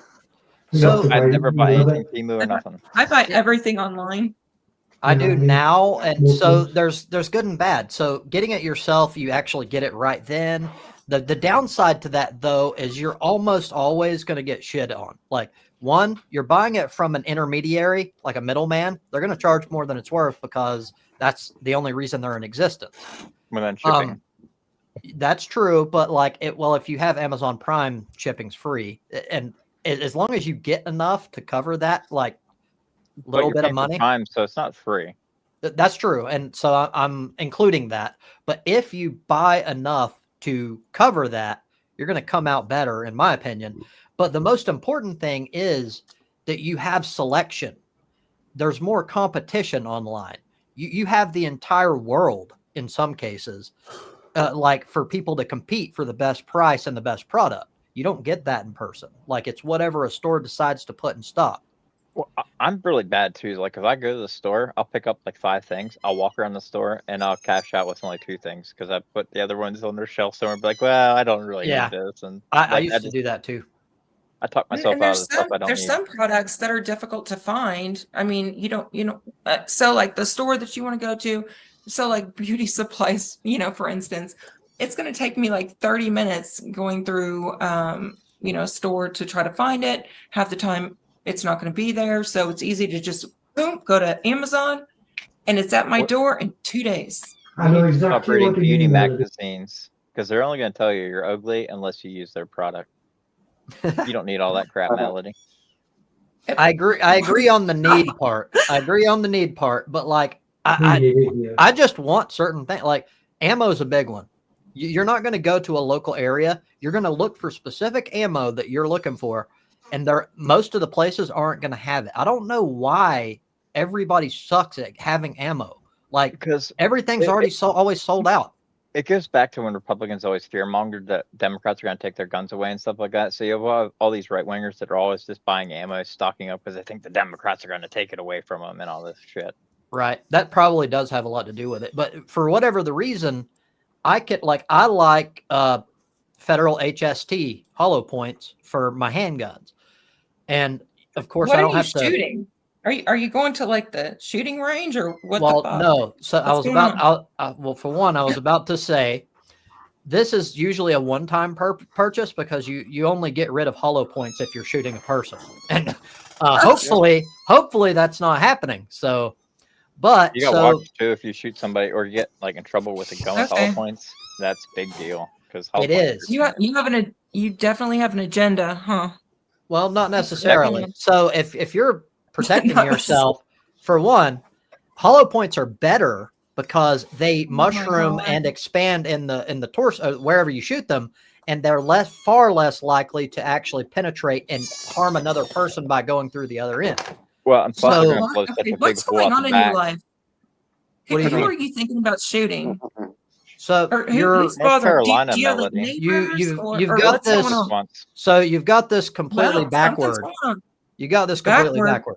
Yes. Okay. All right. So Tell me how you're thinking is common, but it's I don't know how to explain it, but like trying to shoot a person. I'm not trying to shoot a person. It's for Well, defense. you're thinking about it. It's if a person You're attacks thinking him, about he it. shoots things So back. it's called Oh being my God, it's Americans. called being proactive rather than reactive. Being reactive Oh, is boy. stupid.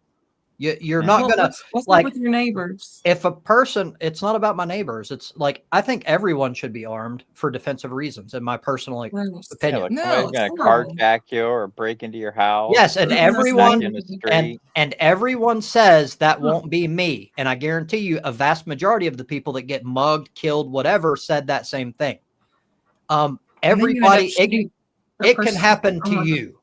It can happen to anyone. Especially being a woman. I mean, you're more likely going to be like attacked than a man. That is Now, true. a lot to do to it.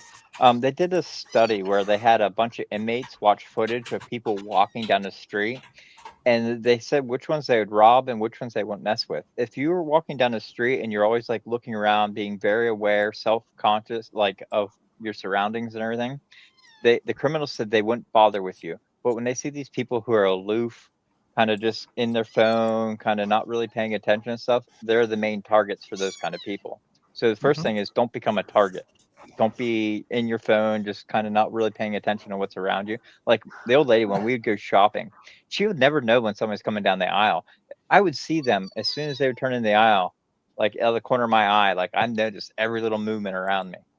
And always like pay attention, alert and stuff like that. And that's it's the same idea. It's you're being proactive rather than reactive. You don't have to have a firearm to be proactive. I just think it's a good choice, at least if you live in the United States. Yeah, 'cause be so many other aware of people your have guns. surroundings. That's all it needs to be. You don't need a fucking gun. Well, You hold just on, need to be aware of your surroundings. hold on. If Just you're because we aware, live in America, it's like, hold okay, on, let's just a just get second. guns and Hold on, hold on. Let me explain why like that's cowboy not. country. Let me explain why that's not a valid point. Ugh. If a person is wanting to, for instance, hold you Okay. up and steal whatever you have, for one, statistics show they're probably going to kill you. That's just what they do because there's no person that can identify them afterward. So You become a look, witness. you're not going to go, I need to be aware of my surroundings. Oh, a person's got a gun. What are you going to do? Not a damn thing, We because shouldn't there's have them nothing at you all in can do. America. You We I can't. shouldn't had a have them all. 45 put to my head. No, We at all. can't. None We of them. can't get rid of firearms. It's not Americans are practical. It fucking- won't happen. Well, you're You're right. American, Melody. Yeah, What are you talking the about? Second Amendment, it will never go away. It's not going to I happen. know. I think it's fucking horrible. But you're I right. agree. Yeah, I agree that the it's. Second I Amendment- agree that it causes a lot of problems. However, the reason for the Second Amendment, and a lot of people like to twist this, is that they won't include. They'll talk like a lot of people on the left, for example, will say the entire reason is if a foreign government tries to invade and they leave out this important part. It's also for our government. That is why it was intended in the first place, because our entire country was founded on leaving a government that was tyrannical. So they included that as a precaution. So, But we didn't have a military. So after the Yeah. Revolutionary War, he actually disbanded the Continental Army. So it was so that we would actually have an armed force in case somebody else did try to invade, which then Spain and all these other places we had wars with, Mexico. that is true. However, I would say that it's still necessary, because if the government, if the military in question turns tyrannical, then you have absolutely no means to fight back. You're screwed. That's the people you're relying on to protect you. You aren't going to stand a chance against like ICE or the military. Like they're going to come in with all kinds of tanks and everything like that. You're fucked. So you ain't fighting back. So hold on. That is true if you're doing a traditional military, which would never happen. If there was a civil war, or like the military turned tyrannical, we would splinter into guerrilla factions like they did in Vietnam. And by the way, we couldn't win Vietnam even with superior firepower for that reason. We could win. It would just take a long time, and it would require guerrilla tactics, hit and run tactics, taking out their important strategic assets. But it's very doable. In fact, there's been these guerrilla tactics have been used even after Vietnam in like Afghanistan. And that's another reason why it just couldn't be done. So that's just my opinion, but I personally believe it can be done. See, a well-regulated militia. That's every town. Well, because back then we had 13 colonies, so every colony had its own militia, and that was just the local folks that were trained and regulated. This goes back to the medieval era. Like kings used to have a mandatory Sunday. You had to train archery, so that way, if war came, that every man was trained with a bow at least, that they could fight in the army, the militia. Mm-hmm. Well, that is true. I do not Yeah, agree with lot us of it. going overseas and just pretending like we are the superpower and we're just gonna like save everybody. I agree, You know, because that's always a lie. we We're need not to- saving shit. We're there to like take resources. That's why we do Well, it. We That need, always we need to look after That our own always people. amazes me how Military America goes into all contractors. these countries and they're What's basically going in under the concerned- guise that they're the It's so- peacekeeper, and Yep. they usually being end up from- killing about 10 million people while they're there. Yep. And, Yeah, and we need to take care of ourselves. Don't worry about all of these other nations. well, It's because so of Plus, lobbying. a lot of them. It's You're right. military They're not even manufacturers that NATO. lobby the government. So That is you have true. all these Boeing, Raytheon. There's like 10 different companies that provide military equipment, bullets, guns, aircraft, boats, you name it, and they lobby to get the government to buy and spend more on that shit. And That by is getting us true. into a war, that gets them more money. Like Dick Cheney, whenever he worked for Bush, he got us into the Middle East. And as soon as Bush left office, Dick Cheney went and joined like Raytheon and became one of the board of directors. That is true. So I agree with you, but I think, as with most things, we shouldn't think black and white. So I agree that it's crazy that we go around freaking making up bullshit mental gymnastic shit in order to take resources and kill people. However, I do think I'm not a complete isolationist, hands-off type either, because Ukraine as an example, as Max brought up. If we just said, Yeah. fuck Ukraine, let them fend for themselves, then I look personally, you can disagree with me. I look at Putin as like a Hitler 2.0 sort of figure, being that Ukraine is sort of like Poland. Poland was supposed to be defended by at least France and the UK, but they backed down and didn't. If Hitler had been pushed upon early on, he wouldn't have been as powerful as he was toward the end. And I think the same way about Putin, we shouldn't just let everyone do whatever the fuck they want on the world stage. We do need someone to police to a certain extent. Well, Yeah, this goes he's- back he's to World War II. So clever. if we wanted to intervene in World War II, Europe would be Germany right now, basically. Exactly. That's my point. And I think that's what we need to be thinking about when we're talking about Putin. Like, it's easy for people to go, yeah, he just wants Ukraine. No, that's bullshit. Have you met Putin? There's no end to his desire for power. It will He's build and another- build and build. A It's his own narcissist that people. has zero self-awareness. Yes. But a better example of Ukraine and Russia would be Finland. So the Winter War, when Russia tried to invade Finland before World War II, Finland had a smaller army, but they used, again, guerrilla tactics, and they Mhm. actually defeated the Russians. Right. I actually want to learn about it. There's a book by Che Guevara, I believe, that's like considered like the greatest reading on guerrilla tactics. I want that book. I want to learn about it.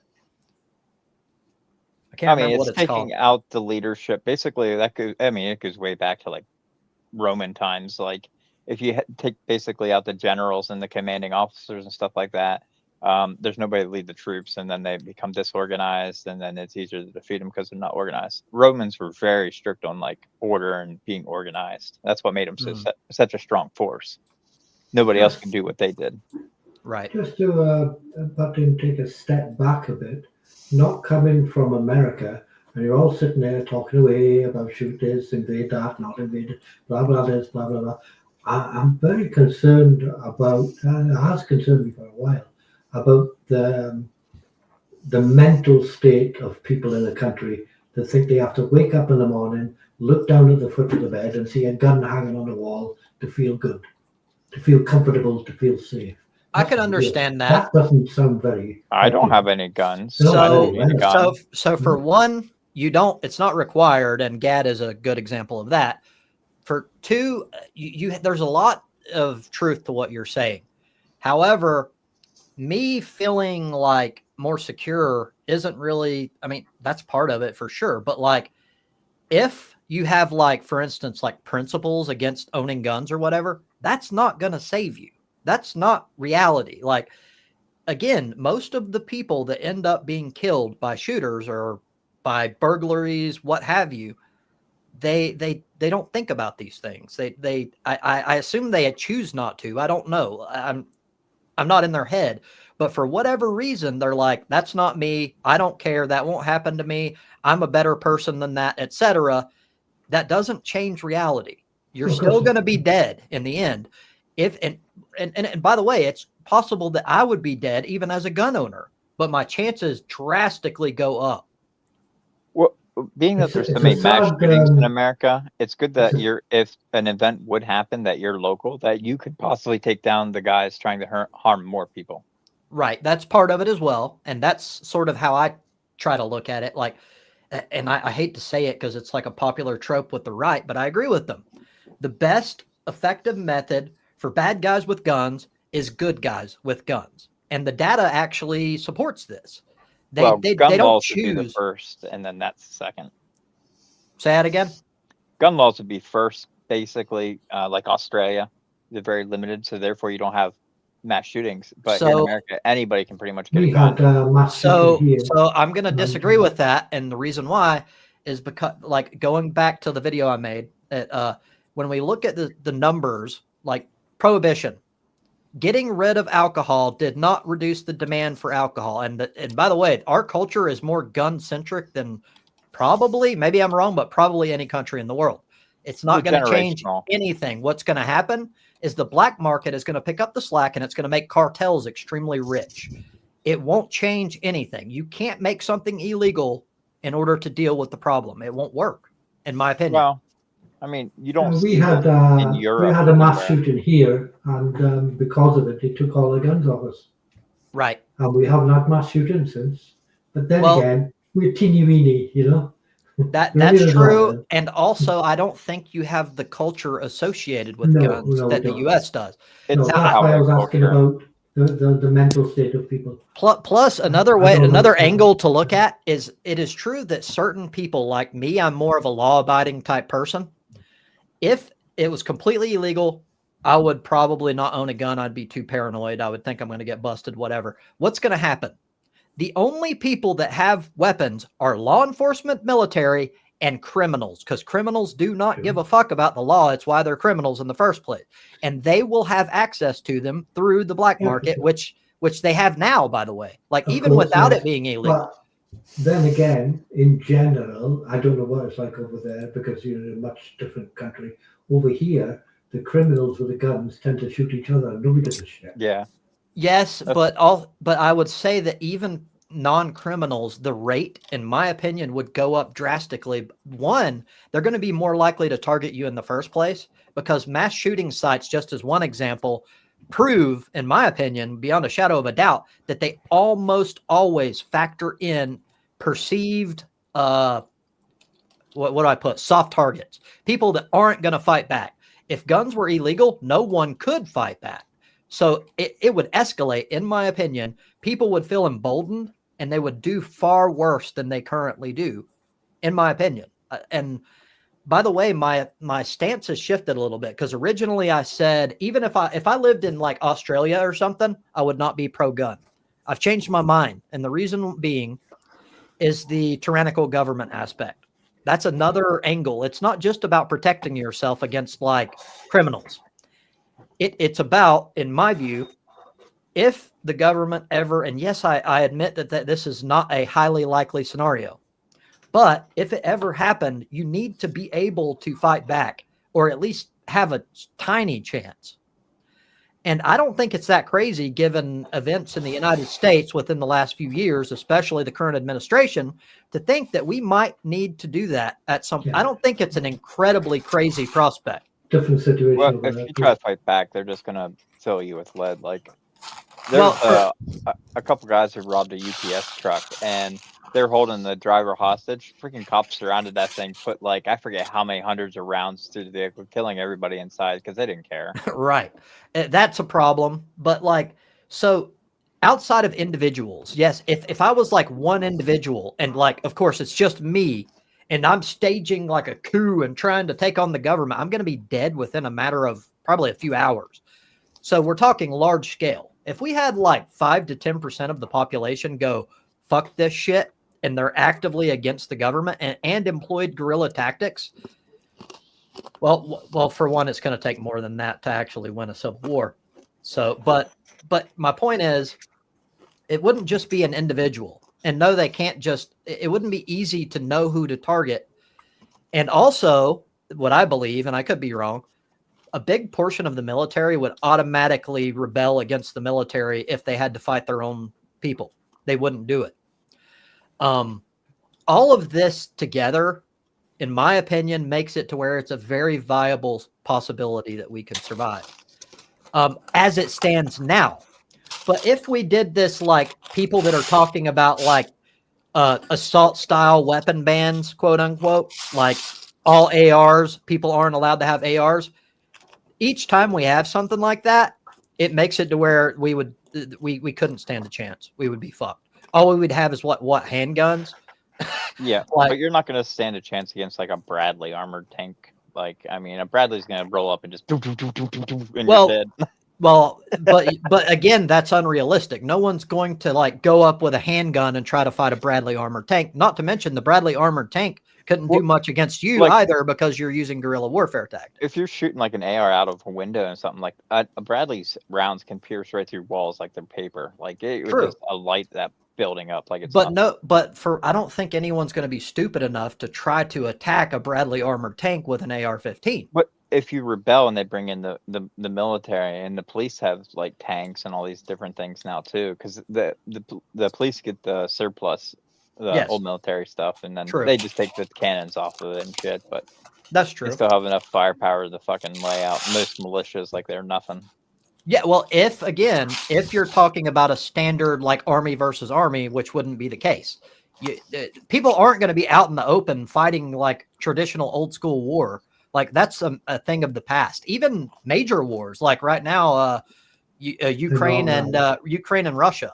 Now it's completely different. Things are absolutely not how they used to be. Drones now. Drones are the biggest threat, and that's why personally I think a shotgun with birdshot is the best defense against Buckshot. drones. You want buckshot Well, that has the big metal balls.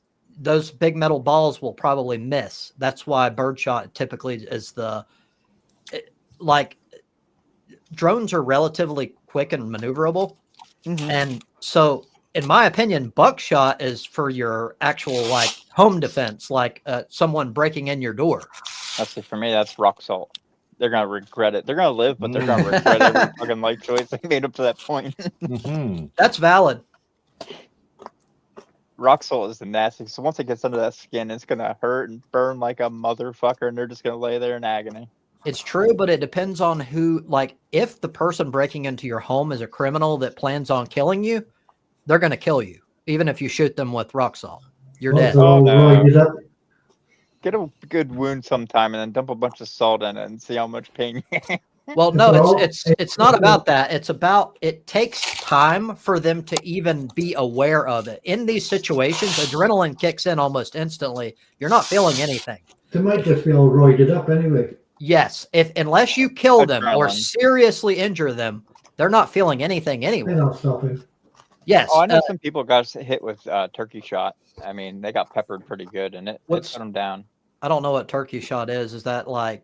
It's more like these little black BBs. Oh, okay. So it's like in between birdshot and buckshot. Yeah, I think they were always just called it turkey shot. But yeah, it's like peppered. It has like little black BBs. Ooh. Yeah, you're not stopping a druggie, are you?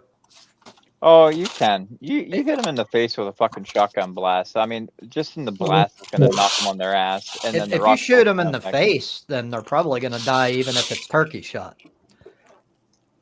Yeah. But also, I don't agree with this mentality in general, and it's fine if we disagree, but I don't agree with this mentality of you should preserve the sanctity of life for criminals. If a person breaks in through my door, and especially in my state, we have castle doctrine, that person is not like, I'm not trying to save their life. I want that fucker dead. I don't know why you would think otherwise. Like, why would you want to, like, I don't understand it. I think we find it much more difficult in our country to do that. Have you ever taken the To life take of that anything? I haven't, and I also maintain it's probably going to fuck me up, but I don't care. Maybe I'll change my mind if I ever have to, but at least right now, it's just pure utilitarian. It's like that person is a net negative to the world. And also they happen to be they're committing a felony just by breaking in my door. And legally, I'm completely good to go as soon as they cross that threshold. But the odds of that happening are slim to none. The person that's most likely going to bust down your door is the police, because they think you have something and they're going to raid you. Most criminals, they go to places that it's already somebody they know. Like my neighbor, he got robbed. He sells dirt bikes online. And he posted, and he had people come from New York, which then came basically scoped out his place before that, and then came back and robbed him.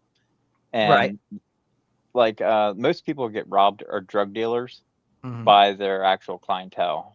Yeah, I can see that. And the clientele in our country, at least. So the druggies they'll rob people locally because it's stupid.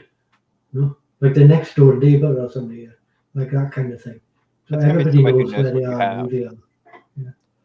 So I could completely agree that it's like this is not something that most people are going to deal with in their lifetime. Absolutely.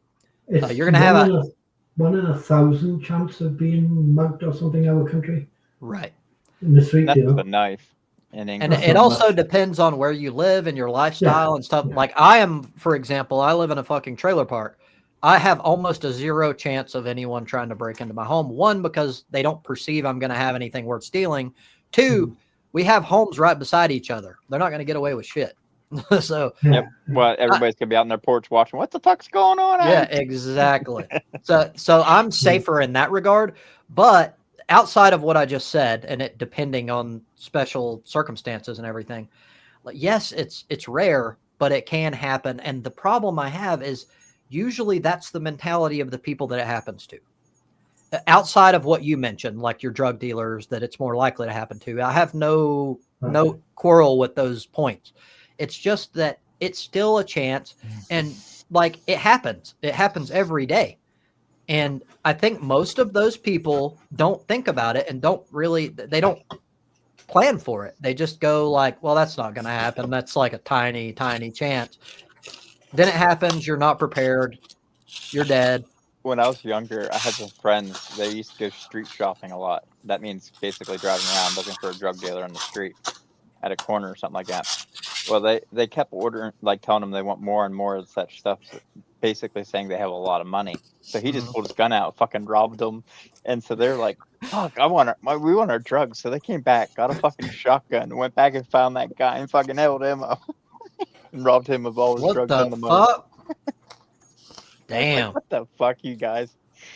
But I've had a 45 put to my head already because my friend and I were out pushing hay bales. I'll be completely honest. My ass will be the most compliant, fragile motherfucker in the world, especially if you put a 45 to my head. I'm not doing shit. Yep, you don't do shit. You freeze, and there's like all these people talk. Oh, I'm gonna be a hero. Like if somebody's putting a gun at you, you ain't doing shit, buddy. Nope. And that also applies to being a person that owns a firearm. Like people will come up with these crazy cowboy fantasies that someone's going to come in your home and point a gun at you, and you're not going to reach for shit. If they are pointing a gun at you, you're stupid if you do anything but comply. Yep. The only thing you're going to reach for is toilet paper. So, but the only time that a handgun is useful in self-defense scenarios is when you have time to react, like a mass shooting scenario. Yes. And or if they break your door and they don't have eyes on you and you have time to be, especially if you might have the element of surprise. Yes, you have a chance then, and you actually have a pretty good chance because you know the layout of your home. That gives you an advantage. The only way I really could see a gun nowadays being in the modern era is all these road rage. I watch road rage videos. So you get these fucking assholes that come out with like metal items and weapons and shit, come up to your vehicle like they're going to do something. All you got to do is pull that gun up, point it at them, and they're going to turn the fuck around and go back and get in their car. That's true most of the time, but it's worth noting that even pointing a gun at someone is a crime. So, but not if they're threatening your life. So basically, if they're coming out to attack you. So it may change a little because you're in a different state. Where I am, we have pretty free gun laws, but like if they were to like threaten me or whatever, I still can't point a gun at them. The only time I can use the gun or point a gun at them is if they try to enter my vehicle. If they try to break the windshield out or the side window or something, that's the only time. Then don't point at them. Just take your gun out, lay it on the dash, and let them see that you have one, and then they'll just turn the fuck around. Yes, and that's my I have that plan as like if that sort of thing were to happen, because that's a very common thing that happens, road rage shit. And I keep my firearm on my passenger side seat within hand distance at all times. And most of the time, I believe that the simple fact that I have a firearm beside me is going to make it to where I'm not going to have to deal with that sort of shit anyway. They might come to my window and be like screaming and shit, but the moment they see that firearm, unless they're an idiot, they're going to back away and be like, okay, whatever. Yeah, I get the same thing because I'm a ninja. It's road rage anyway, isn't it? They're already idiots. Where I'm from, the only reason like people carry guns on them is in case they see a snake or a coyote or a fox or a groundhog, and basically they could just get rid of varmints and pests. Well, the way I look at it, in vast majority of like realistic scenarios, it's there as a deterrent. I'm not, in very few cases, do I think I will ever be in a situation where I need to fire a firearm in self-defense. It's there to let people see it, and then they go, oh, fuck, and then they decide that they're not going to try whatever they were thinking about trying. And in my opinion, in most cases, it's very effective. It's similar to nuclear weapons in that area. except it's more of an individual thing instead of like a country thing. You can open carry. Dude, if you don't shoot the Coke cans, they're going to get out of control, man. And I'm kidding. I know. You can walk around with a gun holstered on your hip as long as it's like most states that have a concealment permit, which that's just to conceal it, hide it. But you Right. can walk around with a holstered gun on your hip anywhere at any time, and nobody can say shit about it. That is true, but I will say that I don't think it's. That's how I originally started, and then I thought about it, and I'm like, that's not very smart. And the reason why, It's intimidating. well, one, it's intimidating, and the courts can try to if something happens, they can say that you were asking for it, but for that reason. Secondly, if you're like say in a situation where you're in a restaurant or something, and they're holding up the restaurant, you're the first person that's going to die. You're the first person that they're going to kill. I think that it's just not a good idea to draw attention that you're armed. Well, dialing it down just a little bit. If you're in the street and you're meeting somebody or you're chatting to somebody or in a cafe or whatever, would it affect your argument with them if you were having an argument if they were wearing a gun and they were a little bit emotional? But I would shut the fuck up. I They would won't have too. Now, They won't have wouldn't the that argument then to begin with. spread? Isn't that going to spread through your whole society? Yes, and that is a factor, and yes, that's sort of a problem inherent in the whole deal. And yes, some people use it for that very purpose to act like they can get away with anything. Okay. It's unfortunate, I'll admit that, but from my personal perspective, the Second Amendment, sort of like tyrannical government, and the self-defense argument overpowers that in my view. That's fair enough, because I wouldn't argue with somebody who was wearing a gun. I do think that's a very valid point, though, and I completely agree. Okay. I think more British people need to do that then, because I mean they argue with each other a lot. Yeah, we do. Well, so I from a free speech standpoint, I don't want to deter debate or arguments because I think they're important. I don't want to live in a society where you can't voice your disagreements or you won't voice your disagreements. I think that's a bad idea. So I completely agree with Mal's what I think his take is on this. I just think that self-defense, especially in my country, and the tyrannical government thing, I think that's more it's higher. That's fair enough. Yeah. Oh yeah, like Hey, if you war ever guys are broke out- allowed to have shotguns shackled to your motorbikes still, aren't you? Like Terminator? You know, Definitely 2000. I don't know about that one.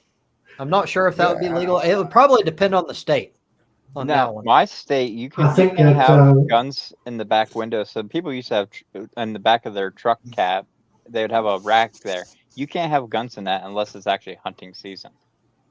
Really? okay. Yeah, it's Mad Trobs, not Mad Max. That'd be pretty cool, though, driving down the street with a shotgun fucking strapped to the side Beyond of the your bike, man. YouTube dome. Yeah, Definitely 2000. So that's part of the prepper / gun Right. thing where the mindset where I'm like getting obsessed. I've been thinking I have to have a revolver because I don't own one. I have to have a shotgun because I don't own one. But I've been more realistic and thinking I really don't need anything else. I've got a concealed carry firearm, a typical normal use firearm for self-defense, and I've got an AR-15. That's all I need. I would actually get just like a regular rifle. It could be Why? a semi-automatic. Well, if you want to go deer hunting, you want to probably like a 30-06 or I think a 30-30. So I think the 308. cheapest method I could go with is to keep the AR and buy a different upper for it. That way I wouldn't have to buy a complete fire, and I could buy an upper that's chambered in a round that's more suitable for deer hunting. Well, see, I think you'll ARs probably are end up more chopping a a few mid-range. trees down if you take that. no, Say it what? won't do shit. I think you'll probably end up chopping a few trees down if you take that with you. It's not No, as tall. it's actually it's again, it's not a popular choice for deer hunting. It's viable and you can get away with it, but it's not popular because they tend to use more powerful cartridges that are larger for humane reasons. And that's a very valid point, and I agree with you on that. It's the ARs typically are 5.56, which is a NATO round, because they found out in war, instead of killing the people by wounding them, you take like 5 people out of action because all those people got to care for that person and stuff like that. So Yeah. it's better to actually keep a person alive in combat versus killing them outright. So the 5.56 goes in and right out. Like it basically doesn't mushroom. It just goes. It's like a pinhole.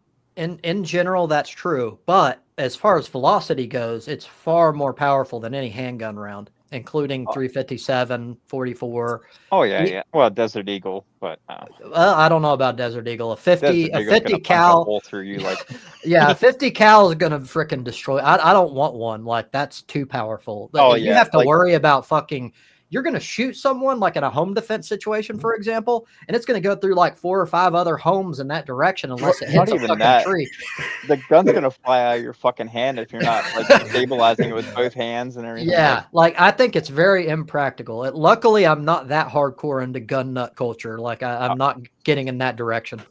I shot lots of shotgun when I was growing up. I had a lot of different like shooting, like lost small game. I had a 22 for that, which I love my 22. That was the best gun ever. It was dead on. My 30-30, that was a nice bolt action Springfield. And then shotgun, what was it, 12 gauge. Now the first time I shot shotgun, that motherfucker kicked up, smacked me right between the fucking eyes, and like almost bloodied my Take your fucking shoulder nose. out. Was it a Take your 12 shoulder out, gauge? you're not careful. 10 gauge. I think it was. Yeah, I had Damn. Yeah, it kicked my ass. a I'll single barrel 8 bore, but they took it off me. I've But I've never shoot- shot one. I think shotguns have their place. Don't get me wrong, especially for home defense, but they're not really necessary. They're So bird guns.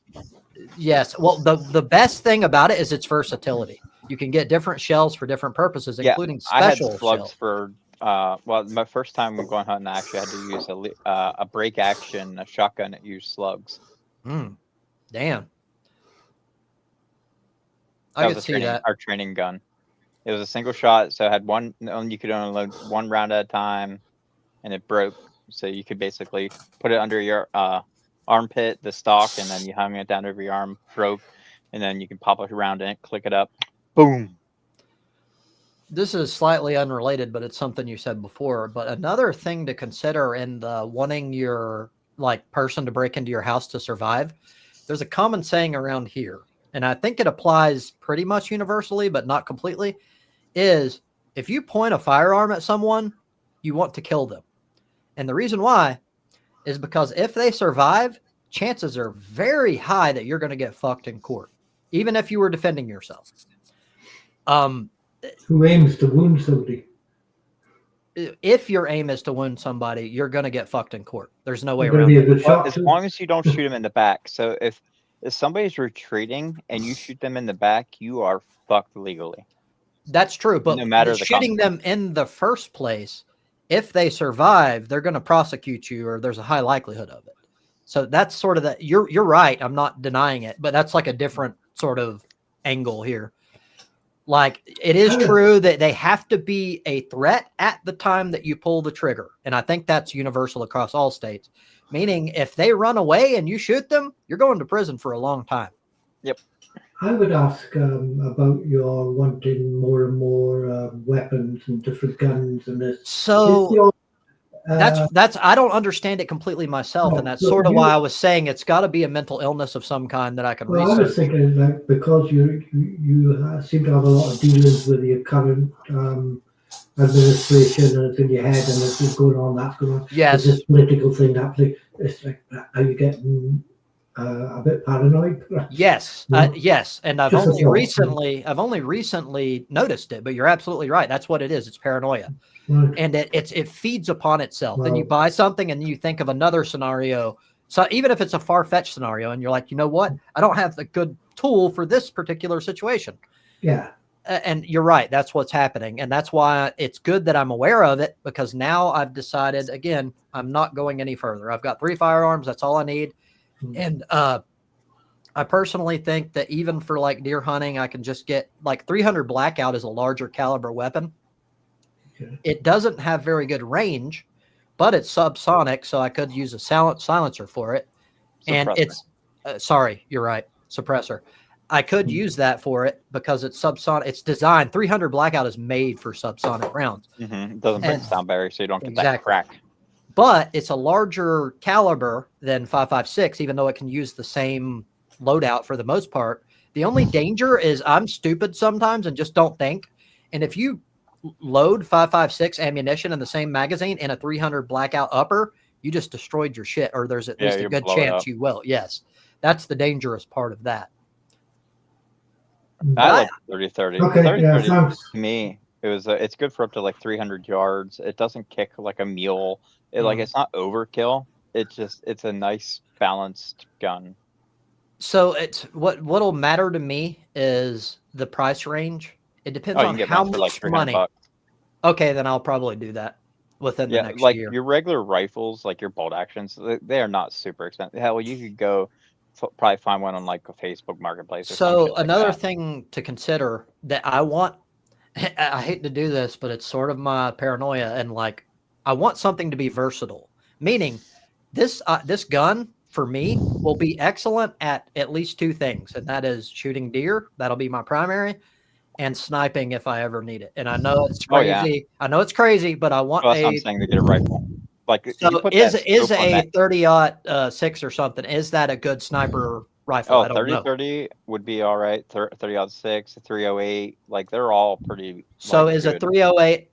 So 308, to my knowledge, is like number one for sniping. It's what it's That's known what the for. military uses. Yes. So the military. So the question would be: is a 308 effective at deer hunting if you have the right Oh ammunition? yeah. Okay. Yeah. Like it's a very it's a sniper rifle. So I mean, sniper rifle is basically a deer hunting rifle. Right. Okay. Okay. So Now, that's what I was looking for. When I seen you got a scope and put it on your AR, I was like, well, ARs are mid-range guns. Like they're Right. meant for more close combat, like kind Right. of situation. Well, hold on. An AR can go up to 1,000 yards, and you can be relatively accurate. It's just not. It's not good for deer hunting because it's just not powerful enough. But go ahead. Without like this, you have to have different tools. Like a spotter would do the That's true. elevation, the drop, the wind speed, True. and all this stuff. You ain't doing anything over like But 300 yards. but hold on, you need that with any firearm. So in my opinion, an AR-15. Your scope. Like you can have your scope set up, and then you read how you read your scope. It'll tell you Yes, your drop and everything. that's true. Well, so for one, the chances that I'll ever need it for anything greater than 100 yards are very slim. So I chose to zero it at 100 yards. That's why I would have went with a holographic sight. I've thought about it, but those fucking things are so expensive. Well, you can get just a red dot then. Like they're. I do have a red dot, but it's canted at a 45-degree angle because. Okay, you tilt the gun sideways. Yeah. Yes. Side mount. I like that over the piggyback. It's difficult, but I can still keep cheek weld and maintain position. So whenever I shot ARs, we had a red dot on it, and man, I could rip fucking targets apart with that fucking red dot. But when you have a scope on it, it takes too long to try to zero in. That is true. So, well, for me, it depends on your intended purpose. So I think if I ever need to use it, which probably won't even happen, it's probably just going to be used for target practice forever. But if I ever needed to use it, chances are I'm going to need it. I'm going to use either my laser or the red dot. The scope is sort of like a rare situation type thing, and I fire in the motherfucker. Yeah, like it would be a very specific situation. Like if someone is attacking you from afar, and it gives you like a counter sniping capability in some way. That's really the only real reason. But that's where you'd want I remember my father was a marksman in the RAF, and how, like you're talking about these guns now, I don't know what you're talking about. He had a Lee Enfield 303, and it's 300 yards. He'd ask you which eye do you want, and he had a rifle and a wet thumb. Damn, that's crazy. That's fucking impressive as hell. On your scope, you can dial it in, so you have your top up and down, and then you have your side to side, which then you can do it like, okay, so it's the wind's blowing maybe 2 miles, so let's give it a click on the upper side to side. Yep. It's just like anything. You get used to the firearm or the particular scope, red dot, whatever it is, and you learn those things over time. Like you need to become. That's why I believe people should stick with firearms and not do what I've been thinking lately, like buy a shit ton and put them in a rotation. That's stupid. You want to be an expert with your firearm. Yeah, you get one and get familiar with it. And make sure you oil them. Because if Yes. you don't, those fuckers will rust up quicker and shit. It's going to be like those guys you see on the films, you know, when they go to the back of the wardrobe and they got a whole room that is just loaded with stuff, you know. There's Oh, a yeah. bazooka Like- in there. Like, There's my actually gra- a. Go ahead. Sorry. At my grandmother's, like, we have a gun case that has probably like 30, 40 guns in. Plus, there's more up there. Like, my sister has a big old safe with all kinds of different ARs and all kinds of shit. Why? They just did it for fun, and they just go shooting different things. Some were for sport shooting, some were for hunting. So and for different- some people it's collectible. They love guns and they collect them, and I could see that. Like I kind of like 1911s for their historical value and they're reliable in certain ways. it's a nice handgun. Yes, but Very nice. and it's highly accurate and it's very reliable. But I don't think that now I'm going to piss people off because there's hardcore 1911 people. They're not as practical. They're not as efficient, not as reliable as a typical Glock. That it's just, I'm sorry. Yes, it's great for its time, but, and it does have advantages in certain areas. I would say get a One- Sig Sauer M17. M17. I can't picture it. It's the military standard issue sidearm. It's a Oh, wicked pistol. the most common that I see with people for self-defense is a SIG P35, I think, a C P35. It's the most popular of all. And then, well, of course, the most popular firearm in the entire world is Glock 19 by a massive long shot. And there's a reason for that. I mean, they're 9mm. modular as fuck. The 9mm is it's one of the best. It's the cheapest, and it's also Sig Sauer's incredibly- 9mm as well. That's true. But Glocks are more modular. It's like the Honda Civic of firearms. You Yeah, can do whatever the fuck you want with it. You can change out almost every part. Like that's Sorry, you're that's good. funny. Why? Why is that funny? Oh, Honda Civics are fucking great. Oh, They're oh, classic oh. cars for ages. And now when you look at them these days, they're actually kind. Man, you're all good. I get Honda it. I get it. Civics, the funny cars to Well, us. so in the 90s, especially the early to late 90s, 2000s. the Honda Civic, and Well- yes, early 2000, they were the shit because they were highly dependable. You easily go over 300,000 miles in them without issue. And Did you ever also- see the Mazda 323? No. They were very similar looking cars, and these are like unique, like a V dub. A Honda Civic had a version too. It was like a little jelly bean bubble. Well, I can't even. The it's not hatchback. quite like that. Yeah, the hatchback. Okay, was full so on. are you talking about a CRV? Because a Honda Civic doesn't No, look like what you're describing. not at all. Yeah, Civics no, had a hatchback. CRVs are There newer. was it's the B Yeah. series. Oh, there it's a was little hatchback. specific. Oh, it's a specific Yeah. series. Okay, I get it now. It's kind of like the They were around here for CRX. ages. I think it may have been 80s more, to tell you the truth. But That makes yeah, sense. that's what I think of when I think of Honda So, Civic. so what I meant Granted, by they're really good. After. yeah, they are. Like, But what I specifically meant by calling it the Honda Civic of handguns is its modularity, its ability to change out parts. Like a Honda Civic, especially like in the 90s, you could change almost every damn component, like your bumpers, your freaking head, That's every more single 2000s, part. but That's true. that was That's with, true. Like Fast and Furious, that really fucking kicked Right. off the whole car Yes. thing. Well, the kitting out your car. Honda Civics in that. But I have heard that new model Never Hondas really aren't as thought about dependable as they used to be. I've heard that. Well, it's manufactured malfunction. Since the 1960s, GM wasn't selling enough cars, so they started cheapening up the vehicles. They only last about 150,000 miles. So that way you had to buy a new car about every 10 years. I can their see sales that. went up. That's fucked up too. It should be And illegal. that's why they use plastic parts. They went from timing chains to timing belts and like all these other parts that would wear out And within it's- a set. You're right, and it's not just cars; it's everything: washing machines, Yeah, it followed suit. refrigerators. Everything followed suit because it was about Everything. profits for shareholders. And it's weird. We have laws here in America. If a company is not seeking more profit every year, it's a crime. What? Yeah.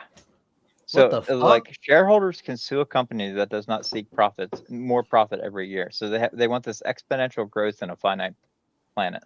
We're the most fucking backward fucking shit ever. Like, Well, what it's the fuck? capitalism is the whole system of capitalism, man. It's just it's a I snake gotta eating go, its own guys. tail. I have to go. All right, Mal, take it Thanks, easy, dude. Have a good one. Yeah, Uh, me too. I'm gonna go as well. It's all I- of us do in the morning. Well, as one, usual, one, it's 2 o'clock in it- the See morning. you, Mel and Andy. Take take care, it kids. easy, guys. And well, you drew attention to it anyway because I didn't set an alarm today. I'm 15 minutes past. I've got to go as well. Oh, that gun Right. talk got you, Randy. It did. So I am again. It goes into my obsession. At least I'm aware of it. But I'm getting like sucked in. I spend a lot of time, far more than is normal, looking up like the pros and cons of revolvers versus, a traditional semi-automatic pistol, Jamming. shotguns, different types, jamming, how to avoid jamming, how to properly lube and clean a gun. Like I am very obsessed right now. Over infatuated with it right at the moment. Like me right now, I've been playing Forever Winter. It's a video game basically set in a far future where AI kind of warfare, AI like drones, all kinds of shit. It's like post-apocalyptic America and shit like that. It's all about guns and everything, Right. scavenging. I could So see that. it's really good, dude. I'll have to send you a video on it. It's fucking addictive. I think my thing is something that's part of a bigger picture. I don't think it's just guns. It's an obsessive tendency in many Survival things. kind of thing. Well, it's not just that because it's not just survival/guns. Before this, it was like specific video games, or it would be like certain learning like topics. I would get absolutely obsessed with them and spend months, sometimes years. Well, usually it don't last that long. But it's like a obsessive streak on certain. It changes, but it's I always get the like same way. Like I get something new and I go into it 110%, learn everything about it, and then I burn out, and then I go into something new. and guns is a terrible one for that because they're very expensive. So My video game addiction. I have a lot of games. I forget my account's worth a couple $1,000. So that's I mean, crazy. yeah, I know, right? So yeah, there's a lot of things like that, but having that obsessive mentality and getting latched onto things, I think it's important to be aware of it and to be aware of the signs early on so you can Well, curtail is the damage. When I was young, I was into cars, dude. Oh, and shit. Cars are expensive as fuck. Yep. It's like a boat too. The more all that money you dump into it, you don't get that back. Like I had a Acura Integra, the high-end Honda Civic. It was all decked out, like everything, and it's like it sold for like nothing because it doesn't hold value. They're just Yep. That's true. Some vehicles retain their value better than others, but you still won't get back your aftermarket shit, which what you're Nope. talking about. Yep. And that applies to many things. And yeah. Yeah, it's our whole system's just disgusting anyway. Like the low quality stuff, Catch like you later, nothing's guys. See, a good one. Like if you had the 1969 Camaro, which was built with all steel, everything's good on it, like most likely nothing's really going to go wrong unless you do something to break it. And now a modern car, you drive it more than 150,000 miles and it's falling the fuck apart. Not only that, but the moment it leaves the lot, I can't remember the exact 10%, percentage. 10% of its value is gone immediately. Yep. That's crazy. Which it's so marked up too. Like, did you ever see the car lots of all the cars that they produce that they didn't sell? No. They're massive car lots, and they have a big chipper there that all the cars of the last year's model that they couldn't sell, they just put them right into a fucking wood chipper and then write it off on the taxes. And so instead of giving it away to people that could use them, we could provide everybody a car basically. Dude, that is so fucked. I didn't know that. But yeah, so they get tax breaks. So when Trump did that big tax bill back his first time he was in office, it basically gave LLCs and shit the ability to write all their failures off and make the taxpayers pay it back for it. Damn. So like the company I was working for at the time was a cabinet company. They're making, I think they're running a kind of a scheme. They're probably putting in fake orders, building all these products, setting it up on the hill, and then saying, oh, the order was canceled. And then they could write off everything that was canceled onto the taxes and then get reimbursed for it. That is fucked. I personally have never even been interested in the prospect of a new vehicle. I've always bought used, and I don't think I'll ever change. Yeah, To, same here. to me, it's just not worth it. Well, I It's don't not want to be worth. shackled to a car payment. That's true as well, and that's why I try to save up if I can. I know everybody doesn't have this option, but if I can, I save up a large sum of money and pay for it in cash. That way, you're Yep. not losing money and interest. That's Almost every single car of mine I bought for $3,000. That was always like my car. My first car was $3,000 my Acura Integra. When I got that, it was $3,000. Like my BMW, $3,000. you've gotten lucky. I don't think I've ever been able to find a used car for that cheap. I usually get local too. Well, I found that the BMW was off like Facebook or some shit like that. But yeah, That's I pretty mean, awesome. usually I set that as a price 3,500 or so like that, and you usually can find something pretty decent around that. Heck yeah. Well, I'm having trouble lately finding a 4-wheel drive for 10,000. I might have to wait and save up more. This current truck market is horrible because now the new Fords are like $110,000 for a new fucking truck, and it's like, Did that you jack fucking- up the existing market? well, I think it probably because people instead of buying new ones, they're just going to buy used ones, and so then everybody's buying up all the used car market, and then that causes price because it's supply demand. So if there's low supply, then That makes sense. That's probably what's happened. That's unfortunate for me. Either way, I'm not going to buy a lemon. Just have to wait a little longer. I'd look for an old Ford F-150 from like late 90s to the early 2000s. Well, one thing I know I haven't given out all the information, and that's for a reason. But the particular job I'm going to be doing, that's literally my whole job will be going from people's homes the entire day. So it's going to be extremely important. Like that, that Okay. is the most important thing in my arsenal of like job tools will be my vehicle because I'm going to be driving constantly. Oh, did you see that video I sent you about LLCs, how the setup where you can basically write your vehicle off and everything like that? Yes, and that's going to be very useful as well. I don't know if I'm going to be able to do that after the fact because I plan on getting the vehicle first, then creating the LLC because it's going to take time after I get the vehicle to get everything set up. So I don't know. File for the LLC first, and then that way it's already in the works, kind of. So that way the vehicle's there for the LLC. Well, the one thing, and this is sort of paranoid, but the one thing that holds me back is the prospect. I know it's a low chance that I'm going to do that, and then I'm not going to be able to find a vehicle. And then I'm screwed. And then I like burned all that money, and it could take me forever. Well, you could rent one until that point, or That's lease. true. That's true. I hadn't thought about that. I haven't thought about renting. And that's a last ditch thing, but I guess I could if I had no choice. I mean, it shouldn't be too much. I mean, it's not cheap, but I mean, it'll suffice until you do get. Because then once you start getting your LLC going, then you actually have revenue coming in. That's true.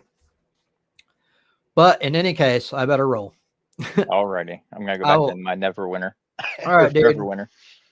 Have fun, and I'll see you next week if you're available. Yep. Later on.